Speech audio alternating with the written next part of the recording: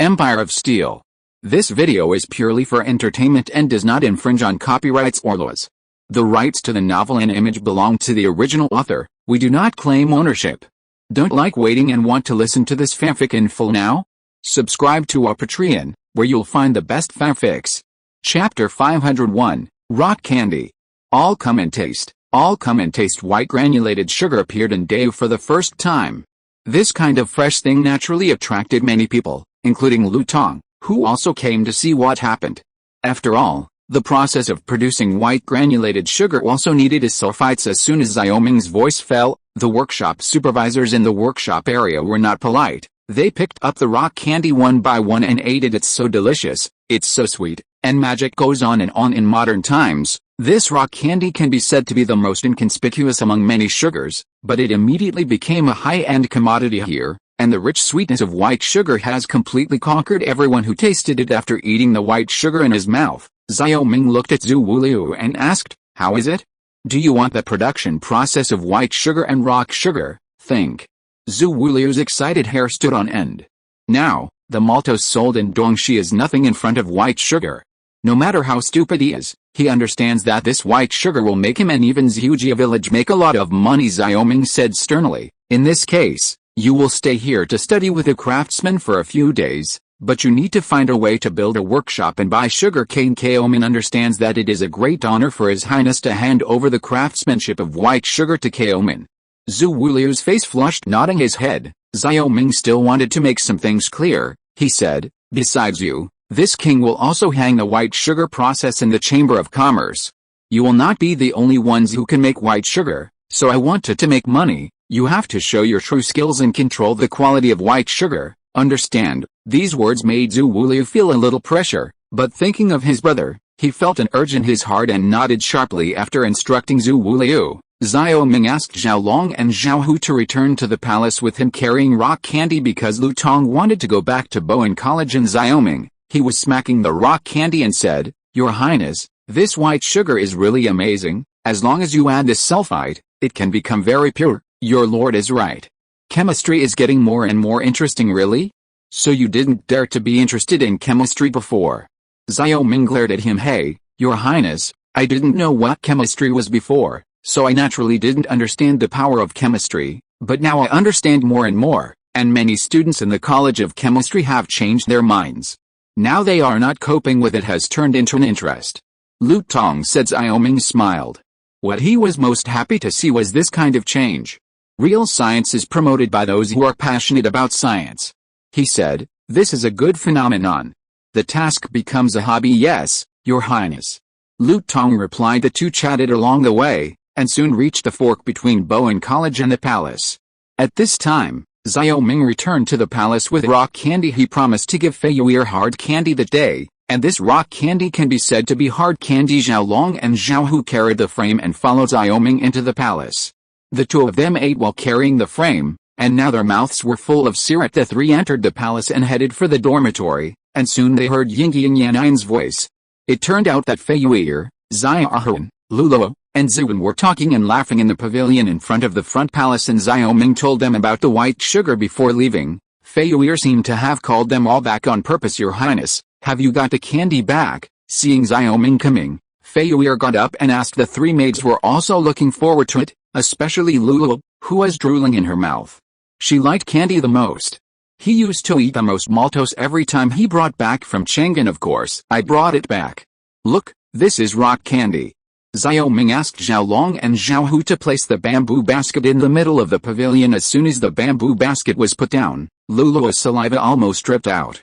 Aster patted her, and she realized that she immediately wiped her mouth with a handkerchief. Fei Yuer said gently, "Lulu loves candy, so try one of Lulu first." Although it looks like the first one to eat, Lulu still remembers the honor and inferiority. Although Fei Yuer treats them well, but the maid must have the rules of a maid, she said softly. "Wang Fei Nang Niang, Lulu dare not, it's still you. Be the first to try it. It doesn't matter, the three of you are the only ones in the palace who can talk to me personally, but don't pay attention to these summaries. Aster, come and have a taste." Aster and Lulu still dare not look at each other. "You don't want you to push me to let you go. This king will feed you one by one." Xiao Ming looked left and right, seeing that the push was endless. He suddenly joked. Hearing this, the four of them immediately blushed. Xiaoming picked up the rock candy and fed it first to Fei Yuer's mouth, and then put the rock candy in the palms of the three girls one by one. He just said that he didn't really feed the three girls, otherwise it would be too unruly. Seeing this, Fei Yuer gave Xiaoming a sideways glance, meaning that he was not fooling around. However, the four of them quickly forgot about Xiaoming's joke, because the sweet taste of rock candy made them a little bit addicted at this time, and they kept smacking rock candy. It's so sweet, it's so delicious. Lulu ate the fastest, and she quickly ate a piece of rock candy. She asked, "Your Highness, what is this rock candy made of?" "Sugar cane." Xiaoming said with a smile. "No wonder the sweetness is so special." Lulu said excitedly. She picked up another piece of rock candy and stuffed it into her mouth again. It was also the first time that Fei Yuer had eaten rock candy. At this time, she couldn't help but be impressed by the sweetness of rock candy. She exclaimed, "Your Highness, this white granulated sugar will definitely sell well." The four of them ate and laughed, their faces full of enjoyment. But for Xiaoming, this white sugar is not limited to eating rock candy.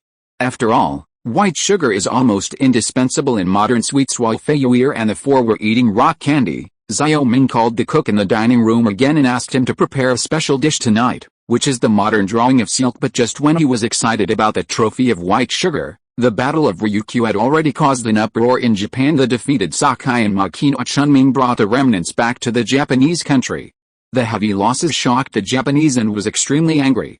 In their eyes, the Great Yu Kingdom had been left far behind by their firearms. In their eyes, the Great Yu Kingdom was nothing but it was a piece of meat waiting for them to share. But the Battle of Ryukyu hit them in the face like a slap in the face, which made them not angry. "It's a shame, a samurai's shame." Sakai and Makino Chunming knelt in the hall, surrounded by famous Japanese daimyo. Their angry eyes seemed to kill them at any time. Chapter 502 Yamada Nobunaga. General, it's not that we are greedy for life and fear of death, but that King Ki's firearms are not much different from those of the Dutch. This is why we really failed. In the almost stagnant atmosphere, Sakai nervously explained the details of what happened on the battlefield. In addition to the flintlock guns, King Ki's army also has a large number of artillery pieces. Our soldiers were killed and wounded in the process. Makino Chunming also explained. Sakai then said, "General, this is the flintlock gun we grabbed from the soldiers of King Ki. As proof, in the middle of the Daiming mansion, there was a sturdy, 50-year-old man sitting cross-legged. He was Yamada Nobunaga, who was shot by the expedition against the barbarians. After 10 years of conquest, he ruled the country and made many great names surrender to his feet. In order to be able to control the country, he ordered the construction of Yamada Castle, which is now a large city with a population of 500,000 people. His general's mansion is in this Yamada Castle." Taking the flintlock gun from Sakai, Yamada Nobunaga fell from the top and looked carefully. "This is indeed not a Dutch flintlock gun, you are not lying." Nobunaga Yamada slowly put down the flintlock gun, his brows furrowed. "This King Ki is too unusual. How much do you know about him?" When Sakai was acting as a mercenary for the Dutch, he got the information about this King Ki from the Dutch population. He said, "General, this King Ki is the 7th prince of the Great Yu Kingdom. 3 years ago, he was just an ordinary man. The prince, but after a serious illness 3 years ago, this prince suddenly changed his personality, and all kinds of strange policies and skills continued, and relying on him, the Daewoo Kingdom drove the Golden Horde from Kangzhou to Shanhaiguan. Besides, his seal is just west of Dengzhou, which is exactly where we plan to land." Sakai said. "In 3 years he was able to arm such a huge musket army?"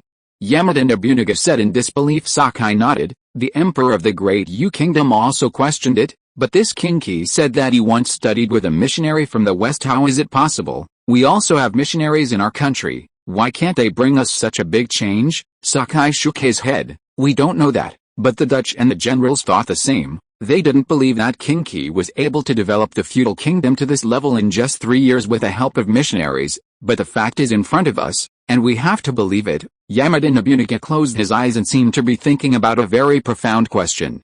It took him a long time to open his eyes, and he said, "This King Ki must be a big problem for our confidence in the future. If this is the case, we have to change the original plan. Now we have to occupy Garida first." Koryo? After hearing this, the other famous people started to discuss, and one person said, "General, it's just that Garida is now a vassal state of the Golden Horde. If we attack Garida, it will definitely cause the anger of the Golden Horde." "That's right, the Golden Horde is much stronger than the Great Yu Kingdom. Another big name, said Yamada Nobunaga, suddenly raised his hand to stop the other daimyo's comments. He said, today's Golden Horde is not the previous Golden Horde, and now the most important enemy to the Golden Horde is the Great Emperor Yu Kingdom, under the threat of the King of Ki. They will not fight on both sides. So we can take this opportunity to occupy part of the territory of Korea. I think the Golden Horde will definitely have to admit this fact after a pause. He continued, moreover, the mountains in Korea are not very suitable for cavalry combat, and the Golden Horde lost to King Ki's musketeer team, and infantry may not be able to defeat us. All the famous people nodded after hearing this, and Yamada Nobunaga's words were not without reason. With a domineering smile, Yamada Nobunaga continued, as long as we can occupy Korea, we will be able to slowly deal with the Great Yu Kingdom, and the entire Great Yu Kingdom is just that. The King Ki has excellent firearms troops, don't forget our soldiers. But they're all armed with arquebuses. It's just a general. This King Ki is equipped with a flintlock gun. The range and reloading speed of this musket are not comparable to our arquebuses, Sakai reminded. Muai Chunming also echoed, yes, General, we are falling out with the Dutch now. They can't teach us how to make flintlock guns. It's better for us to directly copy the flintlock guns from the Great Yu Kingdom. Speaking of this, Yamada Nobunaga's face suddenly became ugly, and he said, do you think we craftsmen really can't make flintlock guns? Although there is no such machine as the Dutch said, we can also make it by relying on the number of craftsmen, but we have no flint at all. Sakai and Makina lowered their heads when they heard the words. They finally understood why they had been producing arquebuses. Even though they had the ability to make flintlock guns, Yamada Nobunaga changed his words after talking about a flintlock gun, and his eyes became sharp. He said to Sakai and Makina, Tsuneki, even so, your defeat is still a disgrace to the samurai, but it is still useful for you to read it every time. Leave a finger alone. Sakai and Makina Chunming were overjoyed. They thought they would die, but now Yamada Nobunaga gave them a chance to survive. Thank you, General, for not killing me. Sakai and Makina Hiruneki pulled out the short knives from their waists at the same time, and they cut off their own fingers without hesitation. In the face of the crowd, blood flowed down the fingers. Sakai and Makina Chunming clenched their teeth. Yamada Nobunaga glanced at the fingers of the two that fell on the ground, and he said, now the sea route is occupied by the Dutch and the King Ki of the Great Yu Kingdom, and this should belong to us. Even if we fail in Ryukyu, we cannot make it so easy for them that from now on you can attack any merchant ship belonging to the Great Yu Kingdom and the Netherlands. Yes, General.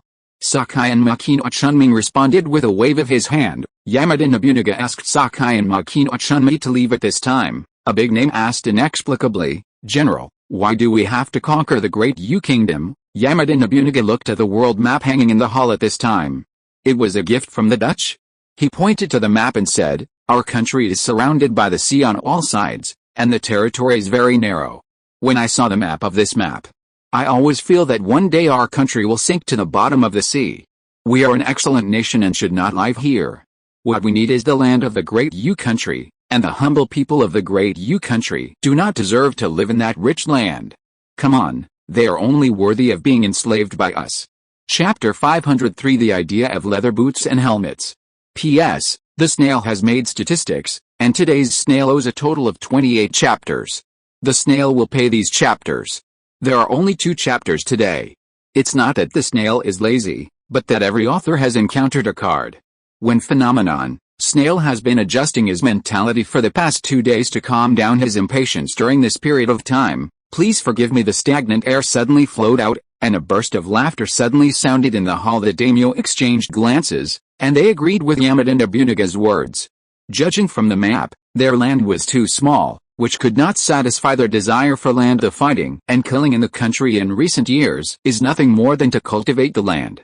Now, with Yamada Nobunaga's ambition, they are looking at the huge land on the opposite side. An agreement was reached, and the other daimyo left one after another. At this time, Nobunaga Yamada left a young man who looked gentle. He said, although the daimyo agreed with me, I am afraid there is still a reason to convince the soldiers. The young man said with a relaxed expression, the general is actually very simple. We can make up a reason, because according to the ancient records, we were sent here by Ken Shihong. That is, we are the orthodox residents of that land, and the land of the Great Yu Kingdom. The people of Shang have been ruled by aliens several times, and their blood has long been no longer pure, so we are the real masters of this land, and even if they are killed, they are not worthy of sympathy. Ha ha ha. Yes, yes, just tell this to the daimyo and the soldiers. Yamada Nobunaga was very happy, and now he has every reason to wage war against the Great Yu Kingdom, but before that, he needs to occupy a piece of guerrilla territory so that they can gain a foothold. Kings Hao, Qi Wangfu, Xiao Mingzhang and Fei Yuer were eating the shredded seal cooked by pouting, and the sticky sugar wrapped the peach flesh, which made everyone eat very sweet. Luluo's mouth was full, and her eyes stared straight at the plate, wishing she had two mouths. Fei Yuer and Aster ate elegantly, but they also had little resistance to this delicious dish, and they kept going. Xiao Ahun had a sad face. Her teeth were swollen these 2 days. She could only taste this delicious food with pain and joy. His Royal Highness, I didn't expect that there are so many ways to eat white sugar. This is really an experience for the concubine. Fei Yuer laughed softly. Xiao Ming was also satisfied. This drawing reminded him of the modern taste. After patting his full stomach, Xiao Ming stood up at this time, and he said to Fei Yuer, "This is just the tip of the iceberg. When this king is free, he will prepare something for you." The four of them laughed immediately. Fei Yuer was a little worried. He asked, "Your Highness, are you going to another place?" "That's not true. I'm talking about the steam engine," Xiao Ming said. Speaking of this, Luluo, whose mouth was stuffed with silk, suddenly widened her eyes. She swallowed the food in her mouth with all her might, and then said to Xiao Ming, "Your Highness, this servant forgot to tell His Highness about this. Lin Wentao, I have been trying to find a way to make the steam engine drive the textile machine in the textile workshop for 2 days, but in the eyes of the slaves, this new type of textile machine is already very good." Xiao Ming nodded.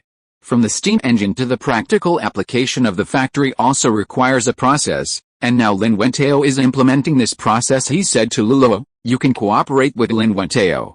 If their steam engine is really combined with a textile machine, the efficiency of your weaving will increase a lot." Luluo nodded obediently.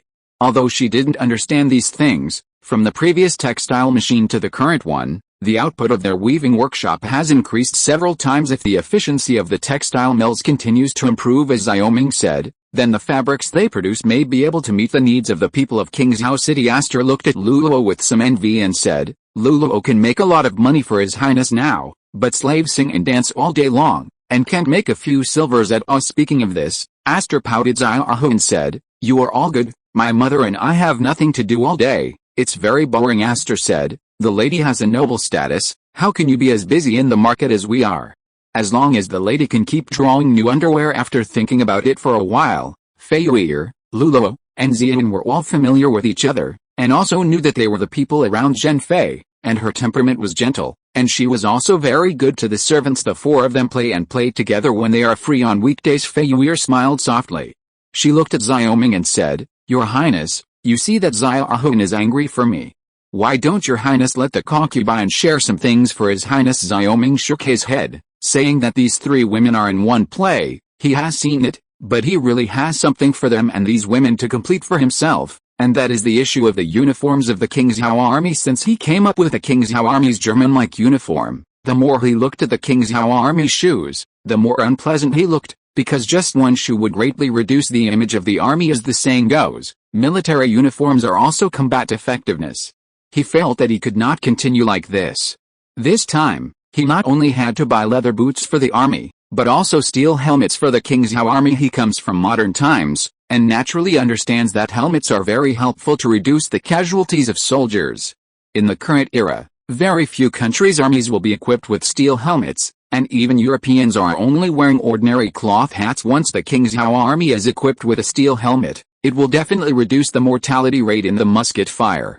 After all, the protective effect of the helmet has been tested on the battlefield. Insufficient steel helmets are a matter of the military workshop, but these boots are Luluo's business, and because of the establishment of the Overwatch Council and the guard station, he also wants to develop a uniform for these two independent institutions at the same time. Bowen College and the public officials of various states and counties also need a batch of students' costumes. This is not the beginning of regularization and specialization. Thinking of this, he told Fei Yuer these things and asked her to be responsible for the uniform design during this period of time. Fei Yuer was quite addicted to the design of costumes, and she became excited when she heard the words. She said, "Let the costumes be handed over to the concubine. Leather boots belong to slaves." Luluo said with a smile. Xiao Ming nodded with satisfaction. For him, all the labor force needed to be mobilized to seal the country. He said that women can hold up half the sky, So he naturally wants to use the labor force of women, and since he was going on the road of reform, he naturally couldn't play the role of being a woman without talent and virtue. So he said to Fei Yu'er, "Princess, this king has an idea. Now that Gongshu has been established, whether it should be make it possible for women to enter school." Women enter school. Fei Yu'er was shocked. After all, this incident is too shocking. Although Qingzhou is different from other places, the idea of men being superior to women has not fundamentally changed, and women's habit of staying out of the door is also firmly established, nailed to the hearts of the people. Fei Yu'er's expression was caught in Xiao Ming's eyes. He smiled and said, "Don't worry, princess, this king does not want women to join the public, but hopes that the princess can recruit some smart women to teach them." Chapter 504 Luluo number 039, S request.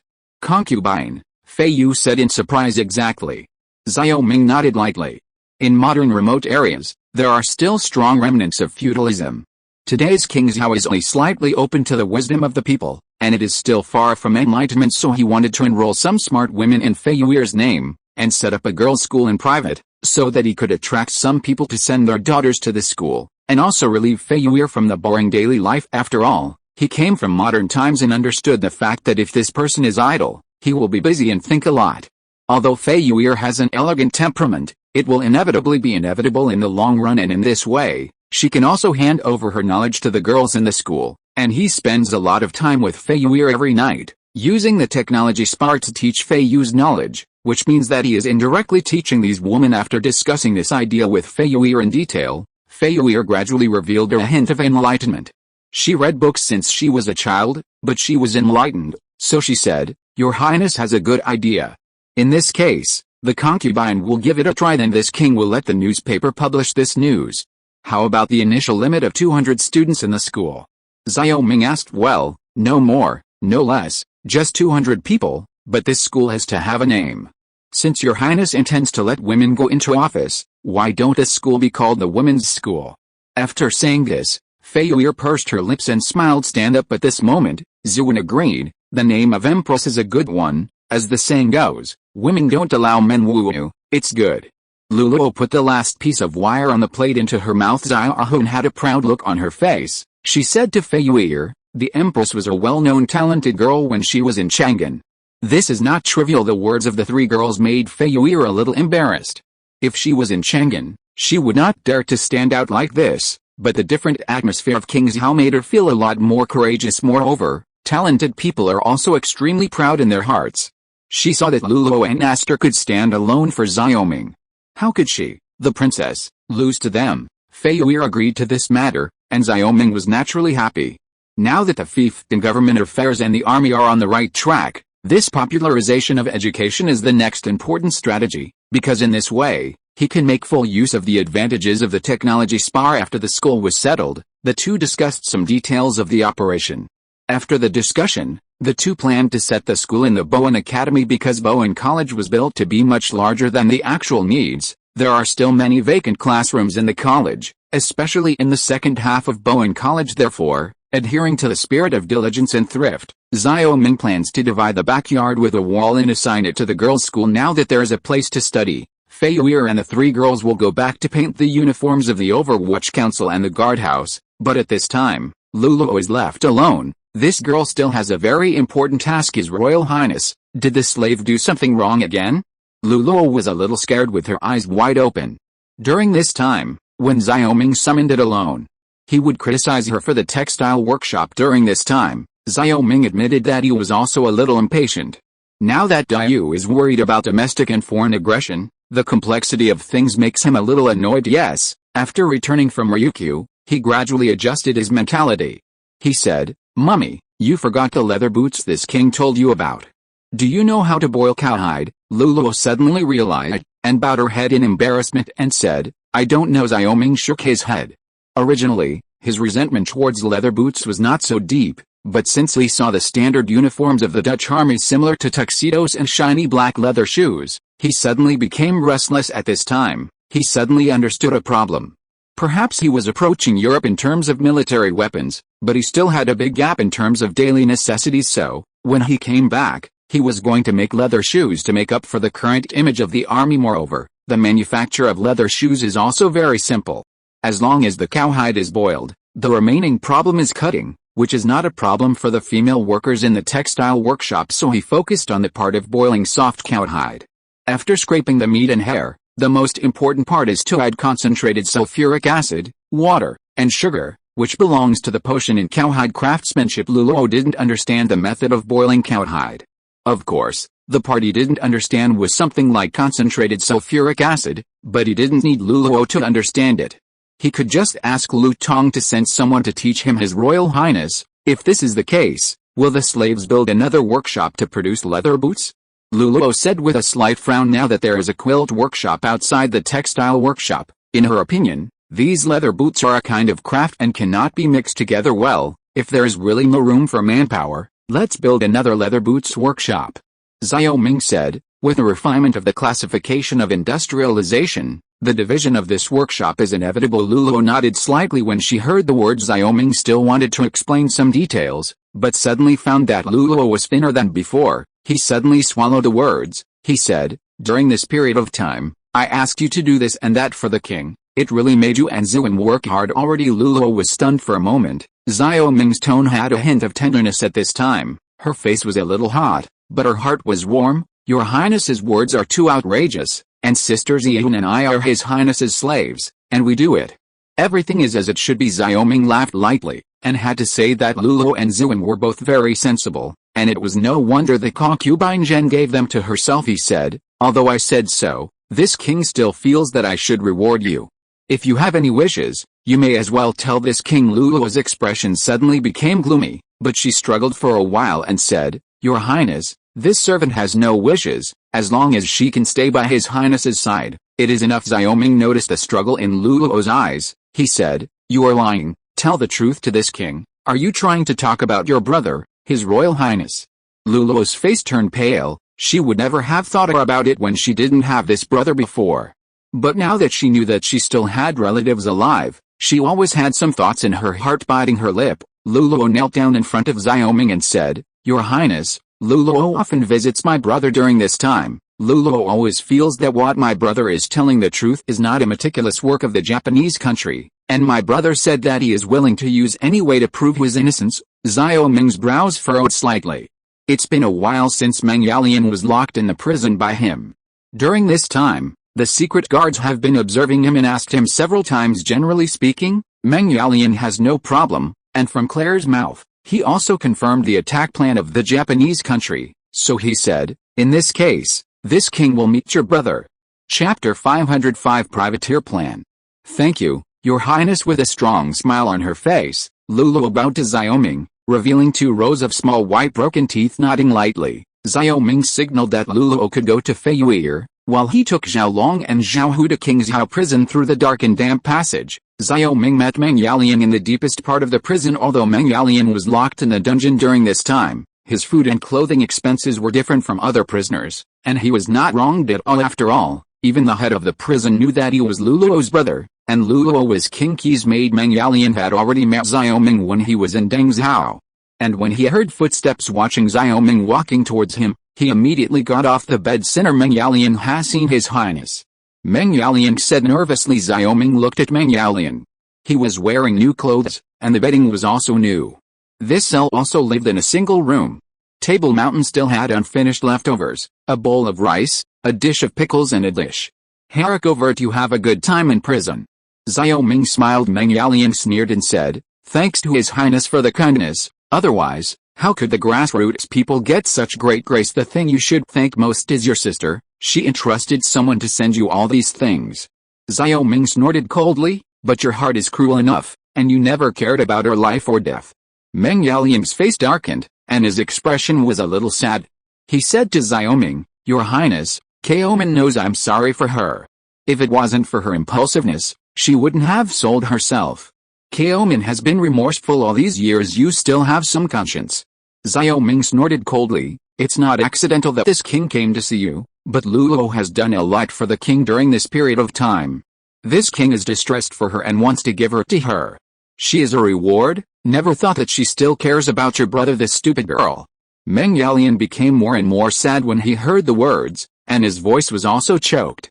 He knelt down abruptly and said to Xiao Ming, Your Highness, Keoman is definitely not a person who understands Japan.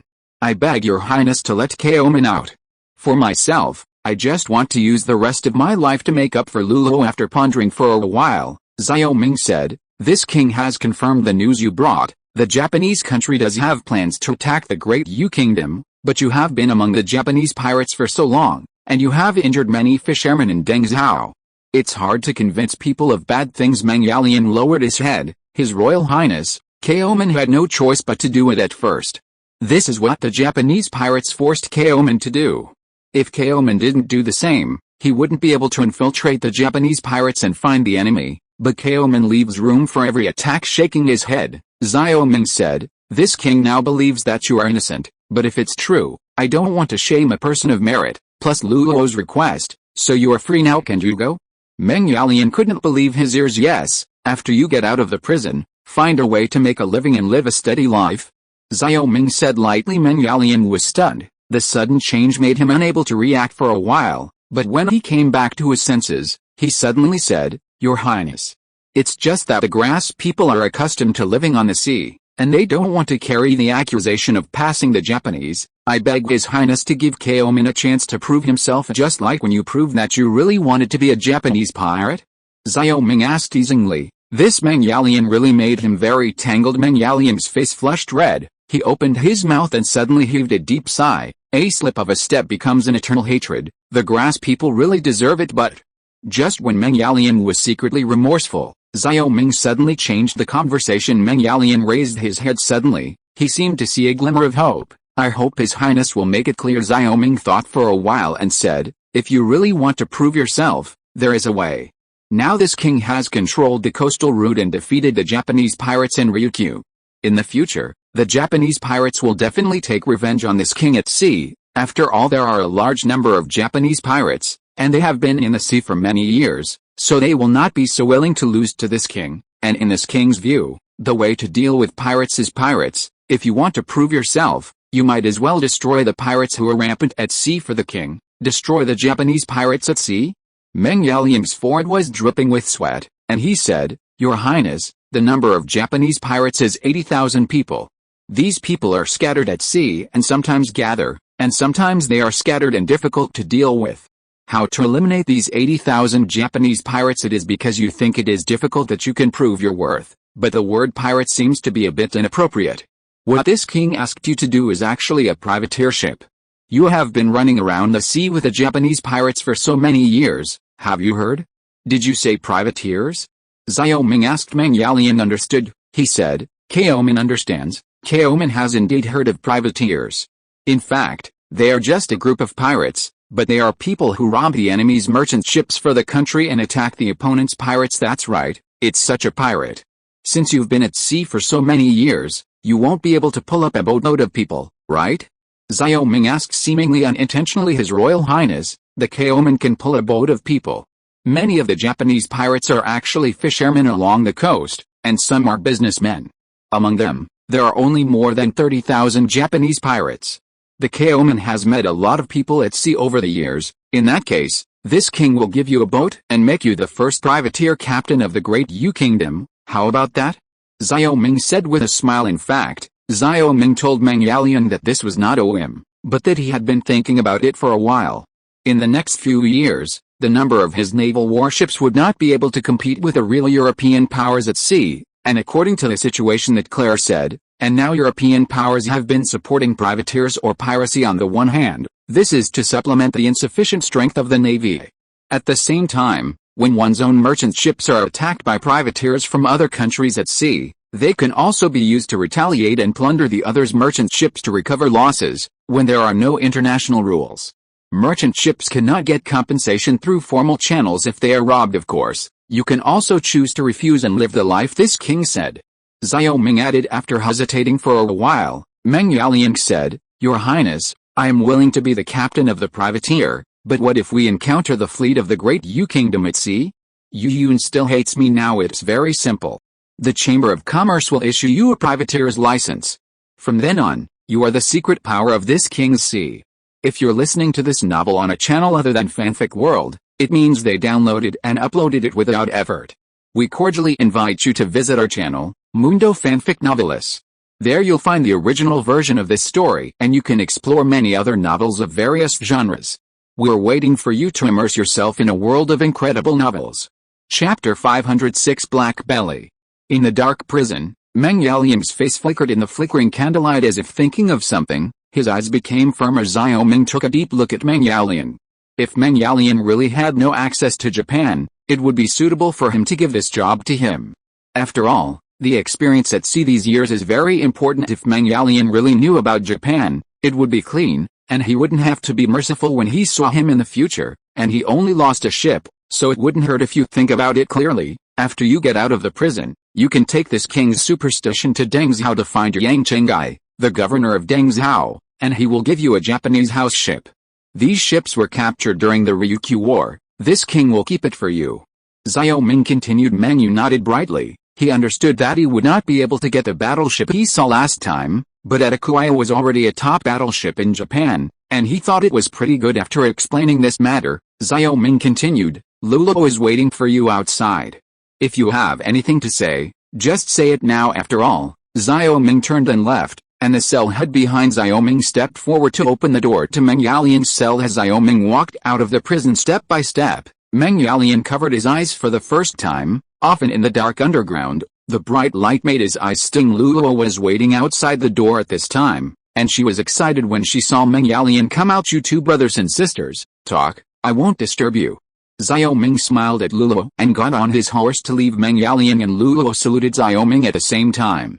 Seeing Xiao Ming leaving, Meng Yalian looked at Luo excitedly and said, Sister, brother, I'm sorry for you. Luo sighed slightly. Why do you need to say these things now? The past is over. I just hope that my brother will not be in the company of Japanese pirates in the future, otherwise you and I will no longer be brothers and sisters. Sister, why don't you believe me? Both my parents died at the hands of Japanese pirates. No matter how ruthless I am, it is impossible for me to take refuge in the Japanese pirates. All these years I have endured humiliation for revenge. If it wasn't for the news that the Japanese attacked the Great Yu Kingdom, the news was extremely important. I won't reveal my identity, but now I can still be a pirate to avenge my parents. Meng Yalian said excitedly. You still want to be a Japanese pirate? Lulualiu raised her eyebrows. She was rarely angry, and her body trembled slightly. She shook off Meng Yalian's hand that pulled her arm, and said angrily, Go away. I will treat you as if I didn't have it. Elder brother Meng Yalian only reacted at this time. He added, You misunderstood my sister. This time it was His Highness who asked me to be the captain of the privateer. There is still a difference between pirates and I am serving His Highness. Serve His Highness? Luo asked in surprise. Meng Yu nodded brightly, and told Luo what Xiao Ming said to him. Luo breathed a sigh of relief after hearing the news, but she turned to worry about Meng Yalian. She said, But why do you do it?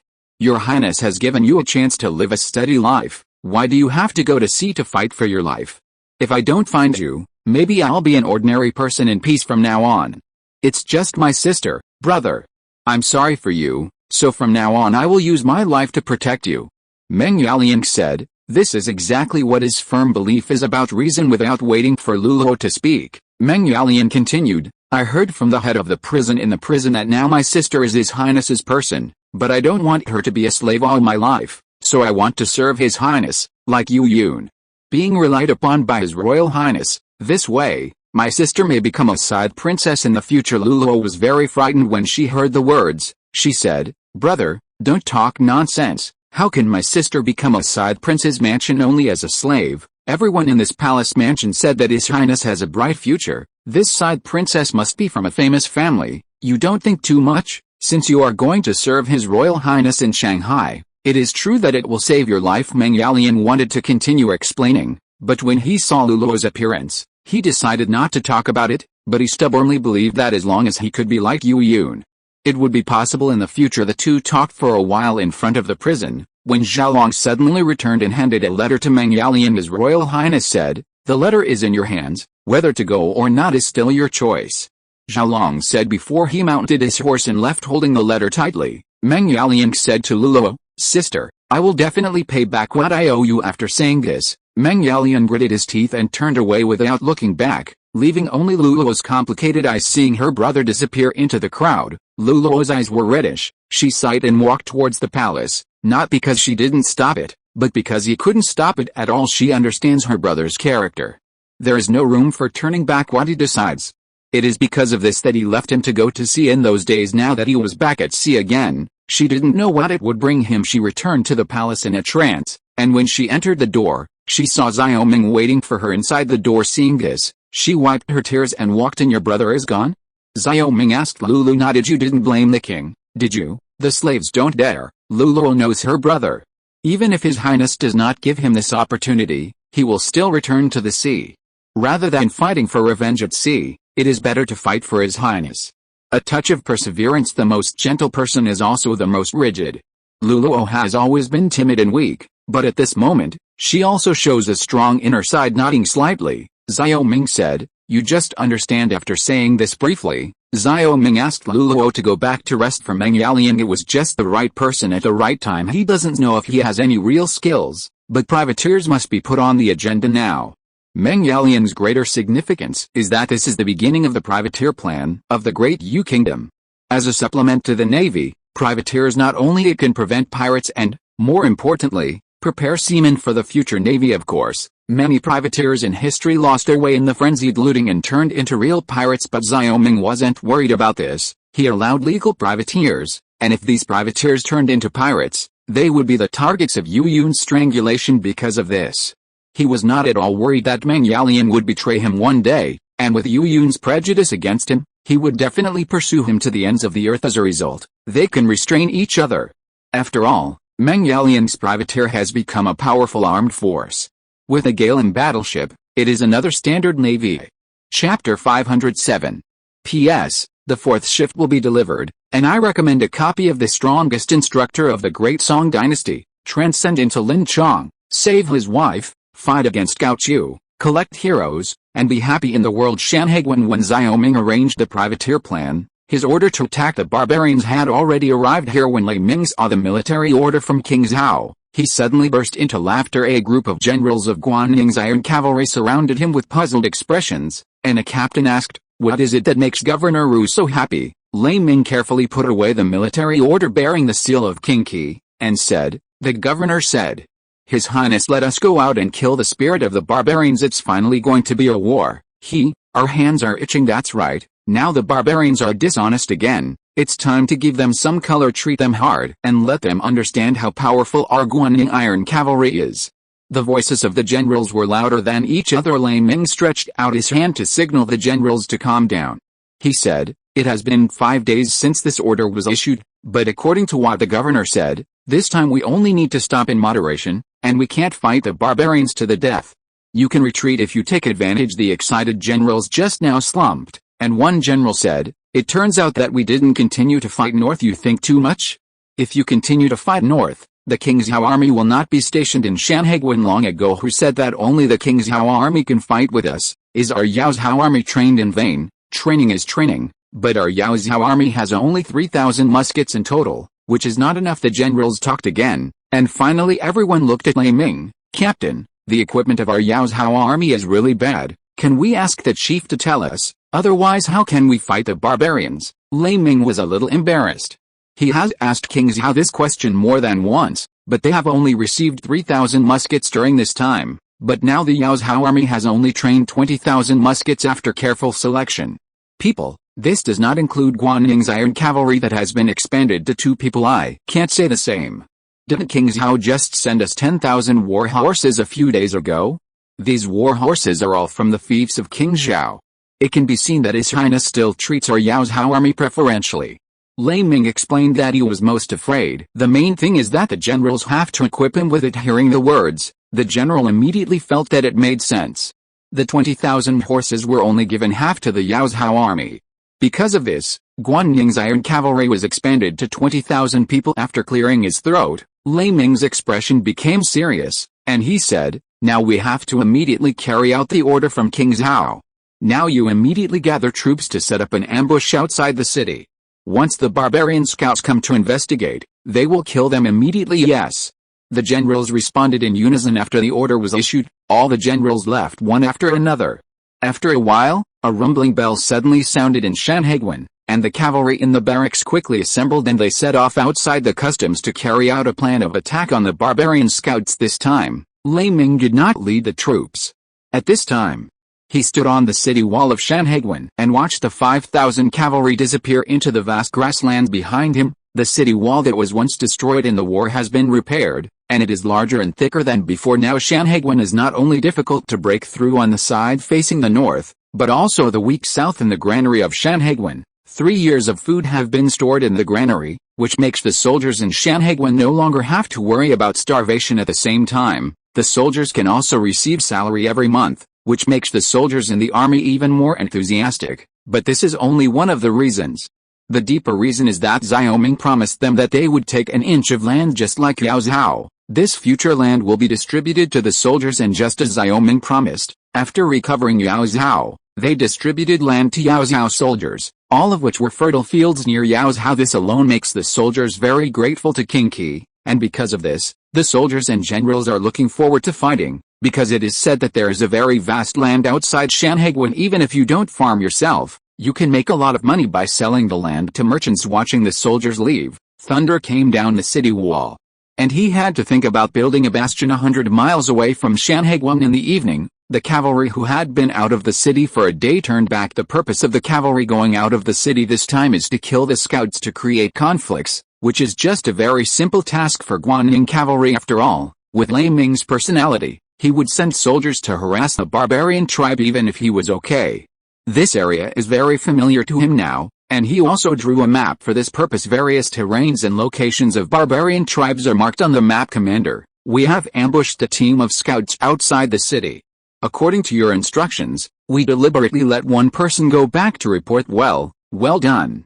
Lei Ming nodded with satisfaction. Although he didn't understand the purpose of Xiaoming's order, for them, all he needed was to obey the order. And just as he was about to send the battle report back to King Zhao, a large number of barbarian cavalry appeared 60 miles northwest of Shanhaiguan. The leader is none other than Gurte, the flag leader of the Huayanchuo tribe who once lived in Yao Zhao banner. It is here that we were ambushed, the escaped scout said to Gurte. Looking at the corpses of hundreds of barbarian soldiers on the ground, Gurte seemed to be able to shoot flames from his eyes. Lei Ming, you are deceiving people too much, Gurte said angrily. He now knew that the general in Shanhaiguan was Lei Ming, because since Shanhaiguan was lost, this Guanyin cavalry has always entered the grasslands every 3 or 5 times to harass the tribes on the grassland.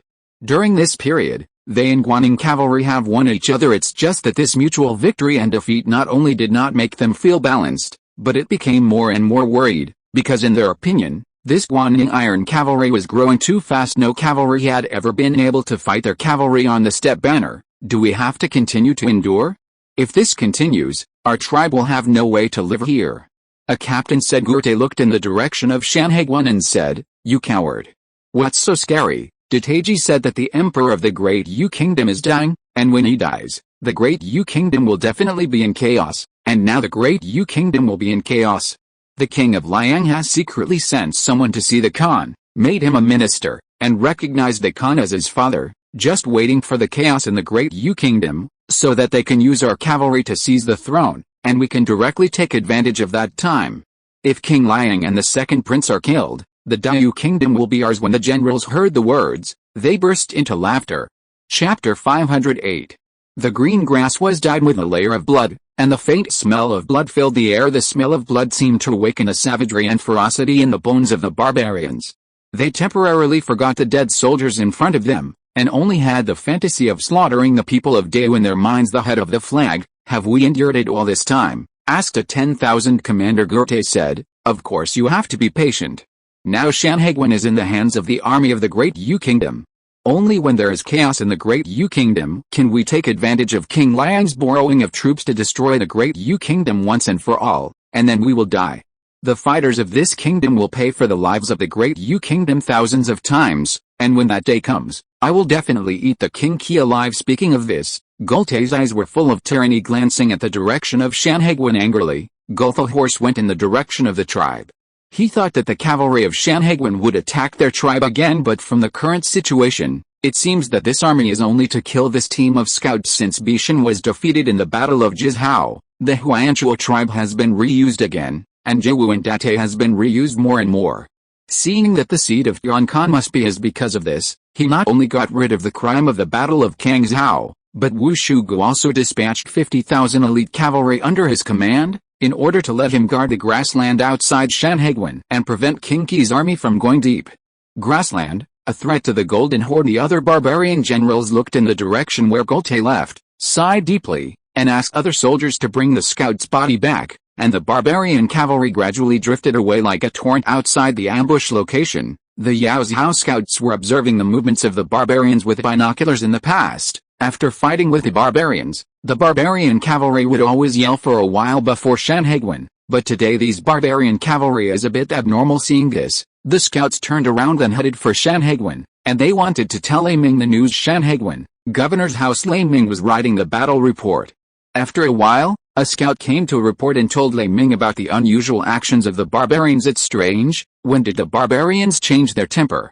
Lei Ming frowned, and then he also wrote this news into the battle report, and the police rushed to Kingzhou 3 days later. The battle report from Yao Zhao successfully arrived in Kingzhou, and Niu Ben, who got the news, immediately sent a battle report to Qi Wangfu at the same time. He and Pang Yukin went to the palace again to discuss the matter. His Royal Highness, this time Lei Ming killed 300 barbarian scouts outside the pass, but the difference is that this time the barbarians did not come to the pass to provoke them as before. Niu Ben said Xiao Ming has been busy with government affairs in Kingzhou for the past few days. After the three people discussed this plan, they thought that the barbarians would definitely go outside the customs for revenge and clamor to lure Guanning into battle, but they obviously made a mistake in predicting this. It's really strange. Did the barbarians learn to be tortoises? Xiao Ming said doubtfully. Although the barbarians were driven out of the pass by him, the barbarians were more arrogant outside the pass than inside the pass. This kind of radical method they have used from the fall of Shanhaiguan to the present, and every time Lei Ming goes out to fight the autumn wind, the barbarians will only become more and more annoyed, and sometimes even assume a posture of attacking Shanhaiguan. Barbarians are savage and tyrannical by nature, but they are also very cunning. Maybe they just set up traps to let the Guanning Iron Cavalry go deeper and destroy the Guanning Iron Cavalry. Pang Yukin said. Niu Ben said, with the understanding of the barbarians at the end, they must be planning some kind of conspiracy. The reason why the barbarians have been so arrogant and reckless these years is that they think they can easily annex the Great Yu Kingdom, and now they are often at a loss in our hands. The barbarians are expected to use intrigues and tricks as before. When Shanhaiguan was breached by the barbarians from the inside, Xiao Ming nodded when he heard the words, "In this case, we must strengthen our defenses more and more. Now that the father is seriously ill, the court situation may fall into chaos at any time." What this king is most afraid of is that the barbarians will take the opportunity to enter. Niu Ben continued, "Your Highness, since this is the case, we must speed up the promotion of the fortress strategy. Next, we must focus on equipping the Yao Zhao army so that the Yao Zhao army can form a combat force." Pang Yukin echoed and said, "Yes, Your Highness." The lower official suggested that His Highness suspend overseas development. Now that the sea route is in our hands, we only need Yu Yun to maintain the route. It is impossible to deal with it at all. The old saying goes that although the country is big, warlike will surely perish. When the war begins, people's livelihood will be in ruins, and the accumulation of His Highness's hard work in the past 3 years may be in vain.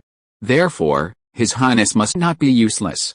Combining the vertical and horizontal strategy, His Royal Highness has handled the matter of the Netherlands wonderfully. If the war can be alleviated, the war must be alleviated to provide time for the development of Kingzhou. Xiao Ming took it seriously.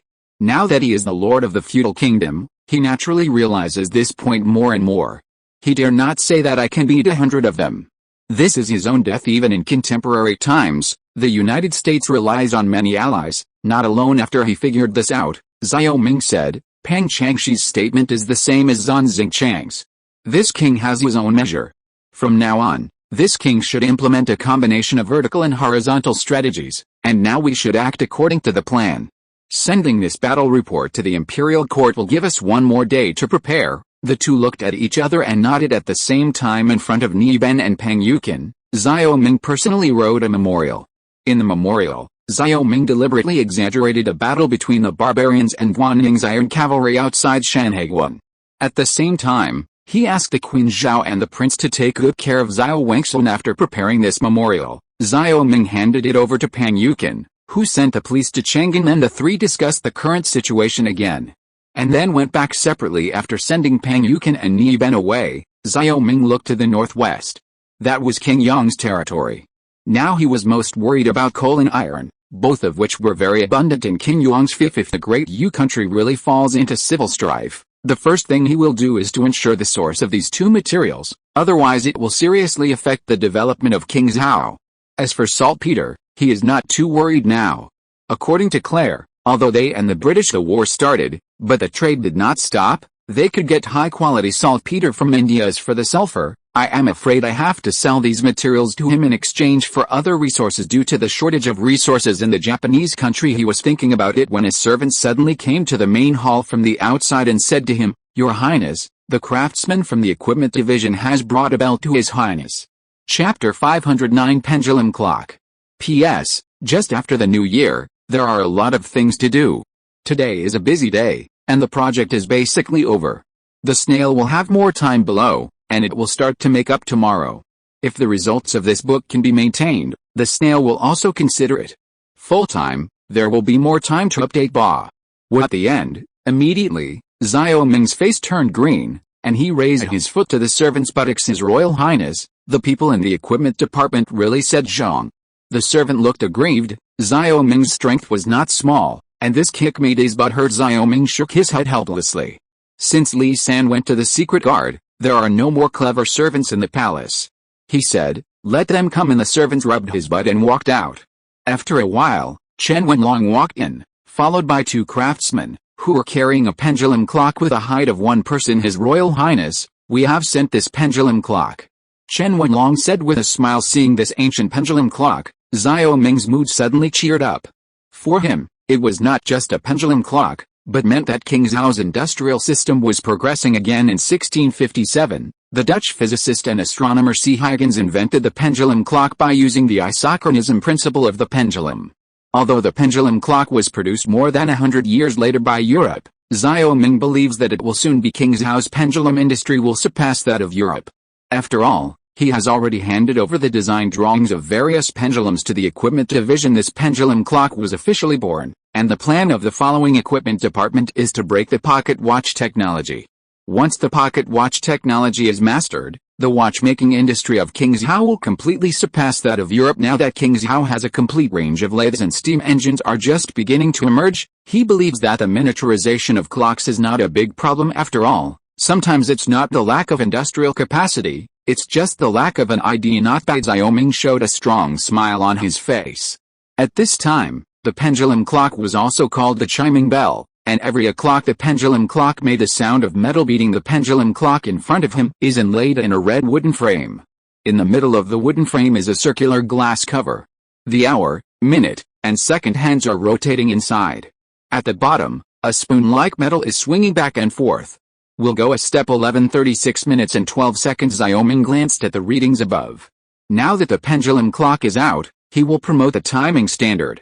After all, this timing standard is relatively accurate. Chen Longwen and other craftsmen understood the timing method of the pendulum clock, and the hours, minutes, and seconds were all kept in mind. At this time, he said, "His Royal Highness has this thing, it will be easy to grasp the time, and there is no need to set it up specially. It's time for someone to tell the time at that time, of course. Not only that, but the working hours can be strictly required in the future." Xiao Ming circled the pendulum clock. In fact, the craftsmanship of clocks has not changed much since its invention to modern times. He remembered that his wealthy neighbor used a pendulum clock when he was a child. At that time, he only felt that the pendulum clock was very tall. Now a pendulum clock was in front of him, and the familiar feeling returned. Can it be produced on a large scale now? Xiao Ming asked. Pendulum clocks are absolutely high-tech in this era, Chen Wenlong said. "His Royal Highness, the principle that the equipment department is now adhering to is to mass-produce the things that have been developed, so this clock is the same as the firearm. We also first produce the spare parts, and then assemble them." Xiao Ming nodded. "Well, your progress is fast, so let's build a watch workshop immediately and train a group of watchmakers." "Yes, Your Highness." Chen Wenlong responded. The two talked about the pendulum clock for a while. Chen Wenlong took the craftsman back to discuss the clock workshop. If the clock workshop is established, his various clock drawings will be put into the clock workshop, and the clock workshop will be responsible for the development from now on. After Chen Wenlong left, Xiaoming couldn't wait for someone to call Fei Yu'er over. Your Highness, what is this? Fei Yu'er showed a confused look when she saw the pendulum clock for the first time. Xiaoming smiled smugly, and told Fei Yu'er the function of the pendulum. Can you accurately record the time? Fei Yu'er shook her head, and she smiled softly. Your Highness, don't tease the concubine. How does this thing record a time? If it is a corona, it is almost the same. This is much more accurate than the corona. Xiaoming said, if you don't believe in the princess, you can ask a fighter to come over and ask. Fei Yu'er still couldn't believe that this thing would be so miraculous. She said to Xiaohun, go and call the watchman over and ask, if it's true, our Highness has come up with something shocking. Xiaohun's eyes kept staring at the pendulum clock. This strange thing. She nodded, and trotted to the Wangfu Lieutenant General to call the watchman. After a while, the watchman was led into the main hall by Xiaohun, and Fei Yu'er asked, what time is it now? Wei Nang Niang, it is now in the middle of the sun. The Zhengren said strangely, now the sun is overhead, look up at the sun to know. Xiaoming glanced at the pendulum clock and said, accurately speaking, it's the middle of the day. Generally speaking, only the specific time is reported to the police. At this time, he nodded in surprise and said, His Royal Highness has a wonderful plan. Almost a moment has passed. This time Fei Yu'er was shocked. She also looked at the moving metal bars on the pendulum clock. These metal bars kept turning. She asked, Your Highness, how do you see the time from this pendulum? Xiaoming was waiting for Fei Yu'er to ask this question. The popularization of this timekeeping has to start from the palace, so he told Fei Yu'er the principle of the pendulum clock and how to see the time. Fei Yu'er's big eyes blinked. This kind of magical thing was beyond her cognition, and she was once again shocked by the changes happening all the time in Kingzhou. Knowing how to tell the time, Fei Yu'er was like an urchin. Every time the pendulum clock rang, she called the watchman to ask the time. After 4 trips, she finally had enough. Xiaohun also joined in the fun, and the two circled the pendulum clock back and forth. His Royal Highness, this pendulum clock is amazing. If the nobles and merchants saw this kind of thing, they don't know how crazy they would be. Fei Yu said. She had to admit that even she was moved this time. Xiaoming always has a smile on his face. For him, this is just the beginning.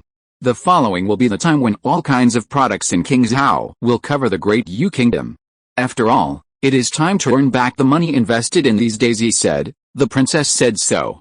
If this king doesn't use this pendulum clock to make a lot of money, I will be sorry for the craftsman who worked hard to make the pendulum clock, but now he thinks it's a little early. After all, this is the first pendulum. It will take some days for Chen Wenlong to organize craftsmen to produce the pendulum, but he can't be idle during this time. He thinks that he can use this time to publicize it. Pendulum clock, and now this pendulum clock is the real thing he advertises. Chapter 510 Extensive Influence. What is this? In the Kingzhou Chamber of Commerce, a group of businessmen looked at the pendulum clock standing in the middle of the hall with bewildered expressions. After Wang Fushong and Fei Yu'er shared the appreciation of the pendulum clock, Xiaoming asked for the pendulum clock to be delivered to the Chamber of Commerce. The pendulum clock immediately attracted the attention of the merchants. Li Keiyan stood in front of the pendulum clock. This was just sent from the palace. He didn't know how to use the pendulum clock. He finally saw the real thing. However, in order to make him understand the function of the pendulum clock, Xiaoming specially asked the watchman from the palace to come over. After some explanations, he understood how to use the pendulum clock to tell the time. It's really ingenious.